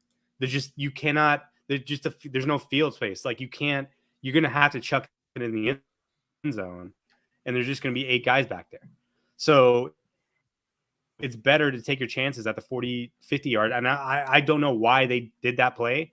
I'm still trying to understand why that happened, but I mean, it worked out, right? And even if they would, let's say they got that last play, even if they would have got that last play, like, that's a 99% chance that the Niners are winning that game. Yeah, don't you think? It didn't feel like it at the time. Yeah, it didn't feel like it at the time. I know. It felt like if they spiked that ball, I was just like, this pit in my stomach was growing. I was like, if they get up and spike this ball here with 1 second left, I'm gonna throw up, because it doesn't feel like the momentum is in our favor. It feels like the tide is right for just an epic playoff moment, right? This would just be an epic moment, or a defensive pass interference, which you can see the 49ers doing because they've done it all season long. I can see that too. Yeah. It very well could have happened there at the end of the football game. You guys, PHNX, another really good podcast. We're going to get Kirsten Susel and Johnny Venerable on at some point. They've agreed to come on. This is their updated for their podcast. This is their thumbnail. Cards fall off a cliff. I wish I was as creative to think of something like that. Perfect. Oh man, dude. I really do feel for you guys, because it felt like a lot of things are going right early, and then it feels like cliffed, right? I mean, this has been the narrative for Cliff Kingsbury now forever, is the second half collapses all the way back from Texas Tech. And I mean, you guys are too talented. You have too much talent, offense and defense, for it to end like this. For it to end like this is just, There's no way. That's why I feel it's the worst loss we've had. Yeah. It's a playoff loss in a blowout fashion in an arena or a stadium where it looked like we didn't belong. Fair. It's not unfair. God, man. So these are the things. This is why I love playoff football, but I hate playoff football at the same time, because it's like there's no coming back from it. Right? If you put this kind of performance on at the end of the season, to end your season, you're waiting a year. You're waiting until next season to get the taste out of your mouth.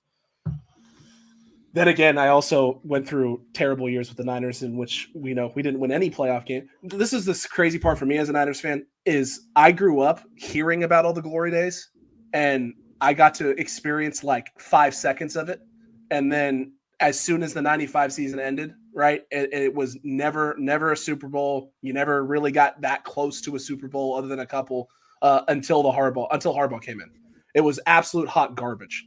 So all I kept hearing was how great the Niners were, and I'm sitting there going, when do I get to see it though? Because the 90s are gone, the 80s are gone. Like I haven't seen it yet. So yeah, I'm just appreciating this now while I can.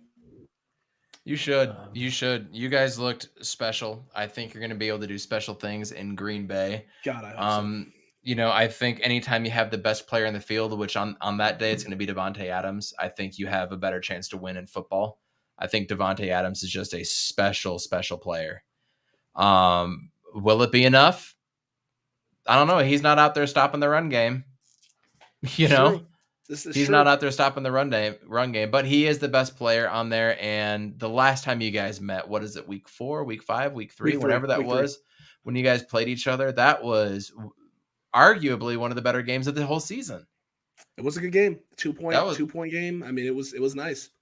Can you guys stop Aaron Jones? That was your problem that game, right? I mean, he killed it for fantasy that night. But this is a much different Niners run defense. I think that's the only thing we got going for us right now, is the fact that the run defense has been able to consistently get it done with 7 in the box.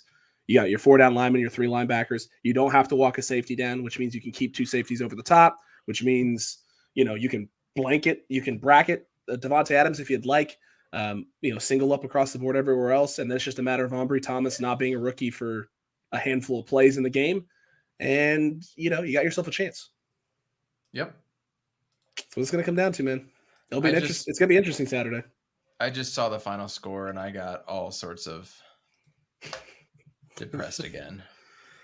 Oh man, I really do feel for you guys, but you guys have killed it all year with the coverage of this team. I don't think whenever I get listened to, that's true. But here's the thing: at the end of the day, I've heard you guys cover this team. You guys haven't been irrational with this team. You haven't been like to the moon crazy with this team. You guys have been right down the middle, calling it like you see it.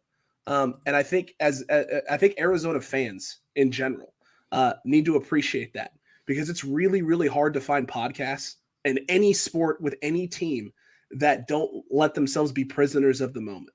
Like, let the emotions completely run the course, right? Like, just try and be as rational as you can, reasonable as you can, and actually cover the team. Like, listen, everyone has their moments, right? They go up and down and all that, and you ebb and flow. But I feel like you guys have called it right down the middle with this team. You've been very honest about this team. Evan, from the time you guys went on your streak, the very first time we did Quest for the West, and you guys were rolling, you refused to be like, we're that team. We're that team, and everyone can suck it. You didn't want to do it. And I gave you credit, because I don't know if in that same moment with the team playing as well as they were, that I wouldn't have been like, how are we not winning the Super Bowl right now? How are we not winning the Super Bowl? The 49ers fandom and the toxicity would have filled every orifice. Maybe if I was more of a fan, we would have won, Alex. Maybe if I was that fan, we would have. I could have changed history. I could have done it single-handedly. Hey, I appreciate the work that you guys put in, and I appreciate the way that you guys cover the team, because we try and do the same thing over on our end. Like, we're confident with our guys. We believe in our team. But at the end of the day, we're going to call out the stuff that's bad. We're going to talk about the stuff that's good and try and just be, rational about it. And, I respect everything you guys do and the work you put in. I know it didn't go Cardinals' way, but who knows, man? Maybe the Suns will take care of business this year. So, Suns are my first love. So you know what? I will take that over a Super Bowl any day, even though there's just something about the Super Bowl. There's just that mystique behind it. But the Suns are my love. And at this point, Arizona will take any championship they can get. As long as it's not from the team down in Tucson, they don't count. Fair. Hey, that's fair. Hey, man, I'm going to bounce out. You guys keep doing your thing, man. Appreciate you guys letting me come on, man. You have a good one. The only downside about us losing, though, honestly, is that now I don't get to come on Quest for the West. Fortunately for my wife, I get to come home tomorrow, and she's going to say, are you going on that podcast again? And I'll be like, nope, I don't have to. And so she'll be happy. Oh, no, just say yeah, and then just come down here and cry. Just take a moment to yourself. You just take sure am. I sure am. All right, Alex, thank you so much. At 49ers Cutback, 49ers Thanks, Cutback Alex, on YouTube. Check it out. And we'll see you in the off season. Hey, man, for sure. We'll do something, and you guys keep it up, and good luck with the Cardinals. Good luck with everything else. Cheers, buddy. You too, man. Later, man. Jay, I know you said you got to roll, you got to bounce, you're going to head out in a second. I just want to give you one more thing. If we were to do anything in the offseason, if we were to sign any player, this is who I want. I want this player. And Steve Keim did this when we traded for that left tackle from the Raiders. You remember him? I forget his name. I'm spacing right now. I'm blanking, but you know who I'm talking about, right? I believe so. That very next free agency period, our very first signing was Mike Upati for a large contract, a guard right next to him. What if we added Brandon Scherf, the all-pro from Washington? All-pro. Market value is at 15 mil. I just checked it's at 15 mil. I'll double check here. I want a dominant offensive line. 12.7. It's even lower. 12.7. He is really good. That is who I want. That would be my number one. I'm not opposed to that. We do need to remake this offensive line and construct it around Rodney Hudson and Kyler's benefits. So he would be a big plus. Rodney Hudson, Brandon Scherf, DJ Humphries, Beecham, who played admirably At that point, I would definitely roll with Max Garcia as a low, cheap option that already knows the system, right? I wouldn't put forth any more money on that side. But you're talking about depth. You're just talking about an all-pro offensive line. That is my number one move for the Arizona Cardinals for me as of right now. This is going to change, and then who knows what we can draft. Draft-wise, I want to go skill position early, wide receiver, running back, speed, fast, or trade for Calvin Ridley. Even so, I still want to get another running back in here. I don't believe in Chase Edmonds, but when you look at the running back market, JJ, the running back market is pretty dry. I am not paying Melvin Gordon $8 million a year. I don't think mind Melvin looking Gordon's in the answer. wide receiver free agents? Yeah, there's not much either. Okay, Melvin Gordon at 5.2 on a 1-year prove it deal. I could see that being a realistic thing, right? Or Phillip Lindsay. I could see Phillip Lindsay taking that. I'd be good with a Phillip Lindsay. Cordero Patterson showed out this year, but he is 30, and it's a running back thing. Wide receiver. Oh man, if I were to get any guy, I want Allen Robinson. Allen Robinson. Go get Antonio Brown. Allen Robinson would be awesome. Chris Godwin just tore his ACL. He's out for next year. Oh, yeah, that's right. Yeah, Devontae Adams, obviously that's who you want to go get. Is that T.Y. Hilton? T.Y. Hilton's there. He would be a decent number 2 option, but Devontae Adams, 25 mil. You can't pay 25 mil to Devontae and to D-Hop. You just can't do it. Will Fuller, I wouldn't take. Jamison Crowder is interesting. He could be that third one. T.Y. Hilton is kind of interesting, but he's 32. That's a 1-year prove-it deal for sure. I don't like what Juju does. Emmanuel Sanders is old. There's A.J. Green there, Keelan Cole, Sammy Watkins. Mike Williams. That is one I would love to see. But look at his market value, dude. His market value is up there too. And I don't know if we can afford to be giving out a 16 mil contract. 16? That's why I say let's trade our first-round pick for Calvin Ridley, who's still on a rookie contract. Calvin would be great on the team. But like what killed us in the wide receiver room is we didn't have a true wide receiver 2 when Hop went out. Yep. It was just a guessing game. So we're obviously probably going to get rid of Kirk. We're going to get rid of Isabella. DJ Chark is interesting. DJ Chark is an interesting player. That's I don't know much about him. That's interesting. He is a speed freak, and he is a legitimate good player. But he's been playing for Jacksonville, so how good is he, right? Yeah. You're just catching junk balls. I mean, it might be good. That's the argument to be made. But these are his stats. Had a decent year last year in 15 games, 864 snaps total, but 73 receptions for 1,000 yards, 8 touchdowns. This year he was hurt, and he only got 14 receptions in 11 games. So I don't see that number being that $12 million number being that is a very interesting, intriguing prospect right there. Defensive backs as well too. There is not a lot of defensive backs. Let me just bring that up, and then I know you got a dip. Gonna try to get Ahmet back on. I'm wondering if his computer messed up. He just texted. I didn't read it. Internet is shitty. Yeah.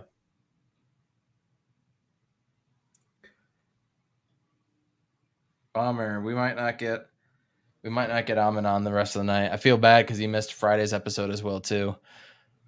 This is what we're living at. Stephon Gilmore at 32 years old, Joe Hayden at 32, Kyle Fuller at almost 30, Chris Harris 33, Patrick Peterson, that's a no. A lot of older dudes, except for Kevin King. I don't know much about him. Travarius Ward, maybe somebody like that. I would love to get J.C. Jackson. J.C. Jackson would be not my number one target, but we're not going to pay him 21 mil. He's going somewhere else. Man, 13 is like the sweet spot. Like if Desmond King would be nice from Houston. I could see a Desmond King working out. But now you're picking the bottom of the barrel. Yeah. So Brandon Scherf, man. A lot of things to talk about this offseason, man, because this Cardinals team has a lot of potential. Kyler has his playoff experience. He knows how hard it is now. Hopefully we have a new head coach, new offensive coordinator, hopefully someone better. calling the defensive side of things, and hopefully we have the right pieces back for next year. And Hop is actually healthy all year, so sorry that we couldn't live stream a win. That's completely out of our control. This is all on Cliff and just the team's overall execution. So, Arizona fans, watch your Phoenix Suns, best team in the league right now, even though Hoop Central put Memphis at 1 for whatever reason. I mean, they're having a good month, but, Suns are the best team in the league. And, now we're balls to the wall on this podcast to NBA basketball, Phoenix Suns basketball. Yeah, we're still going to go over the football playoffs right now, but once that's over, it's straight Phoenix Suns stuff, and I can't wait to get into that. Thanks for coming on, man. We'll we might be taking Wednesday off, might be taking a little break from the podcasting for a minute, but I'd love to come on. We can bring on Suns fan Randy. We're just all going to kind of play it by ear and digest this season as a whole before we hear back. But, we might learn tomorrow that Cliff Kingsbury is or is not coming back, which will give us reason to come back. You have a good one, man. You too, man. Have a good one. Later. So here's where I'm at, Cardinals fans. Trade our number 1 pick or whatever it would take to get Calvin Ridley first off. Let's see what his cap is at. Let's find Atlanta Falcons. They are in the cap -2 mil. So Calvin Ridley, 11.1. I will take that contract, and now you don't have to pay a first-round pick, however much he's worth, right?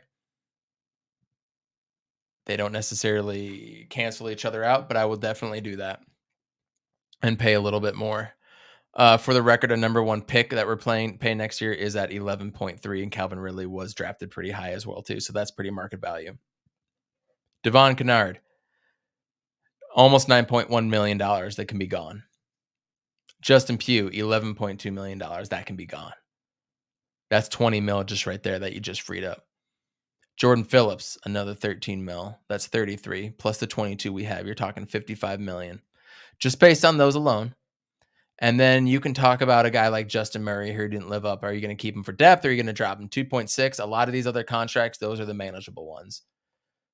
So you trade for Calvin Ridley. And then you go sign Big Brandon Scherf. Offensive line. There's the guard.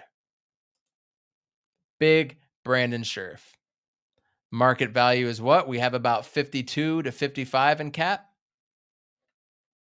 12.7. You pay him 13 a year. About as much as you were paying Justin Pugh. About 2 mil more.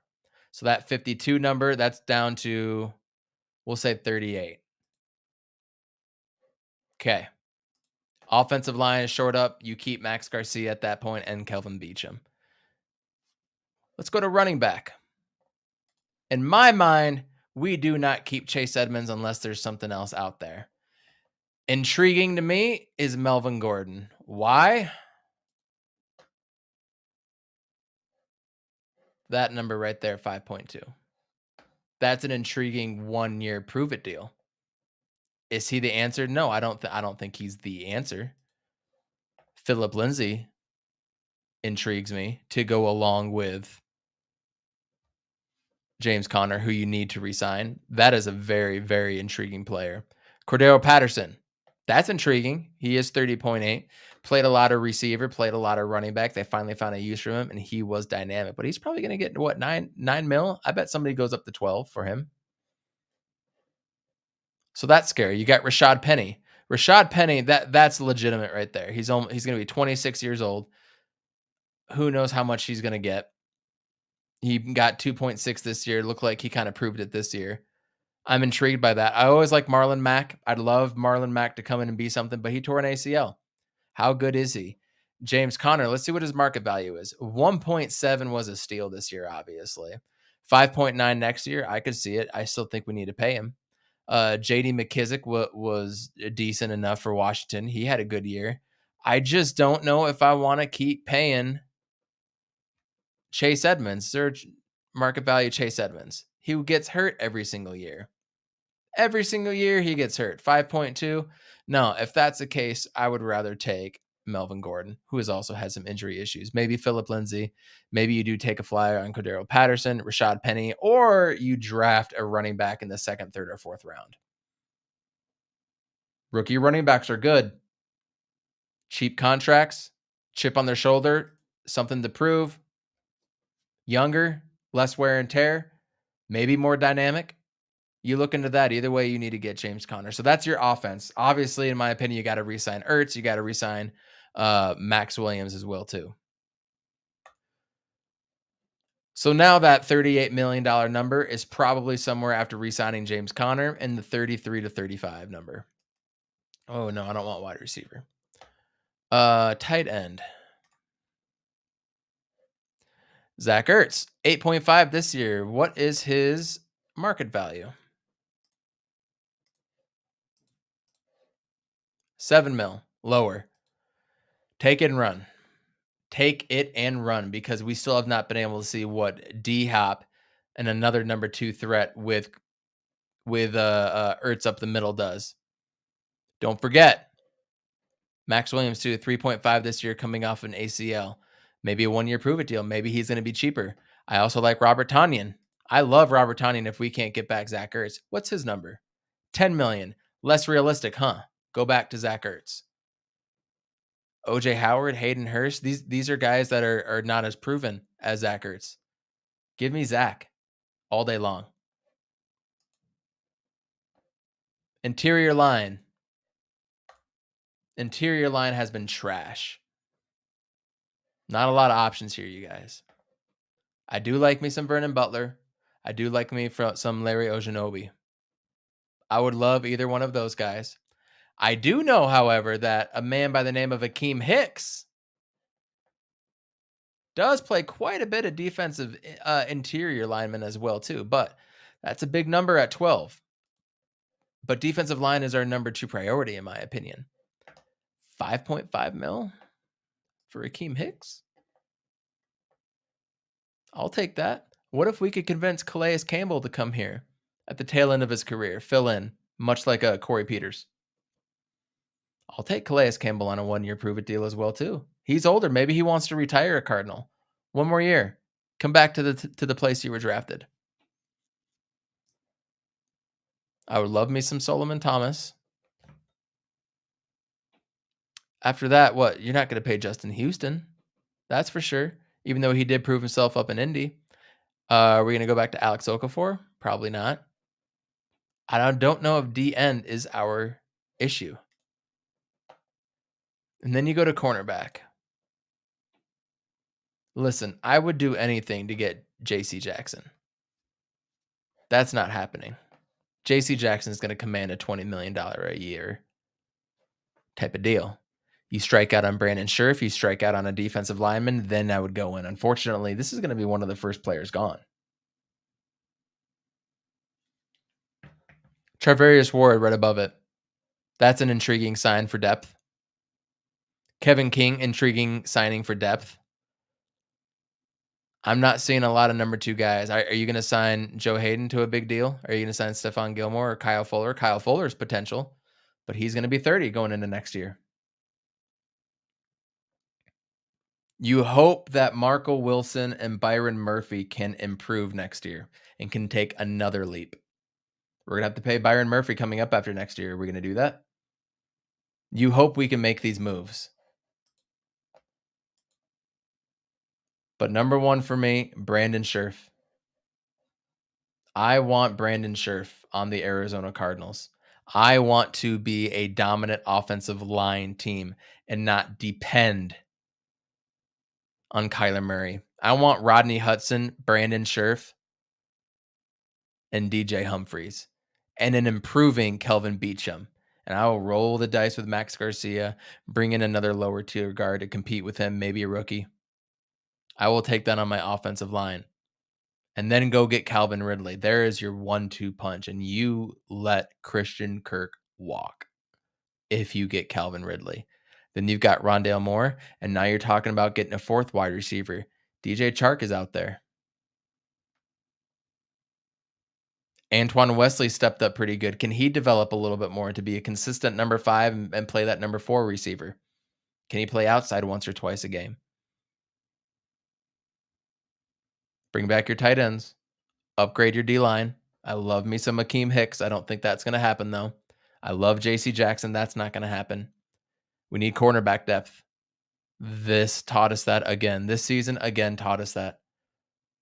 Now, as far as what we do with the coaches, I'm off the Cliff Kingsbury hire. If you want Vance Joseph to take up the head coaching position and have him be offensive coordinator, I would take that over Cliff Kingsbury being the head coach of this football team because he's not a leader of men. And this team has quit on him 3 years in a row. Or he's quit. Take that for what you will. The Phoenix Suns, however, are NBA's best at 34-9.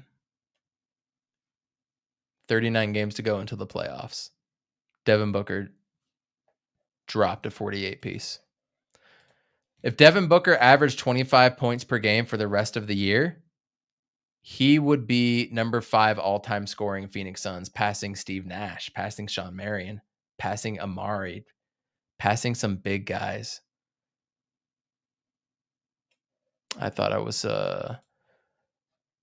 let's go to stats. I wanted to see Devin Booker. I thought I was hitting on him. My bad, y'all. Devin Booker averaging 23.9. Would you feel better about Devin Booker if he was averaging 25 and playing less defense? I wouldn't. He just brought his point percentage up to almost 24. Shooting the best he has in his career from 3. With the least amount of turnovers for his career. With the most rebounds of his career. Right now, we have the number 1 team in the NBA. Let's take solace in that and let's enjoy that. And let's not be cocky. Let's not go on Twitter talking trash to anybody. We haven't won nothing, y'all. We haven't won nothing. No team in Arizona has since 2001. We got cocky on the Cardinals run. We got cocky in the first half of a season. Come on, man. We need to be better. We're getting into the playoffs at this point, so it doesn't even matter if we get the number 1 seed. We can't be going spouting our mouths. That stuff, that karma from fans, I do believe comes back on us for sure. I just wanted to show this one more time. Oh, PHNX, you're killing me. I wanted to show this one more time. Whoops.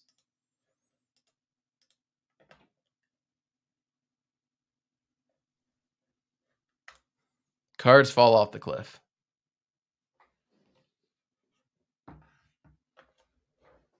Whew. I know, Albert. Confidence is okay, but we haven't won shit, and anytime we let it go to our heads, we crumble. Completely crumble and flounder to the point like we don't deserve to be there. Like tonight. Suns going up 2-0 and then losing a 2-0 lead. Talking trash, the 96 Rose Bowl game. We can go on. Cards fall off a cliff. Here I am promoting another podcast, which is great content, by the way. But here we are, Suns fans. We got the number 1 team in the league. And now this is going to be a full-time Phoenix Suns podcast until Cliff gets fired or we find out he's staying.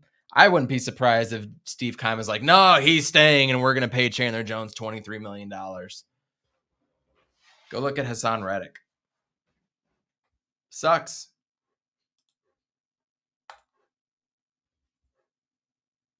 Thank you guys for tuning in tonight. It was not the best. I did see Spider-Man No Way Home. And yeah, lesson about expectations. Always get disappointed, right? Always feel like you're going to get disappointed.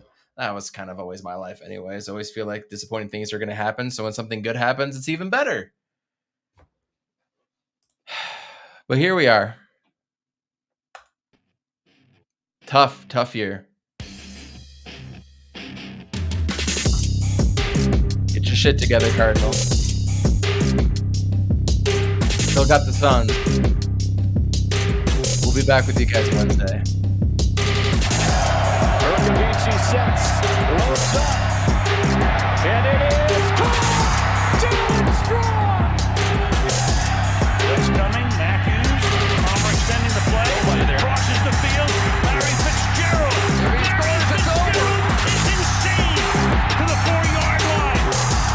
Crowder looking, throws it alley. Oh! He puts it down!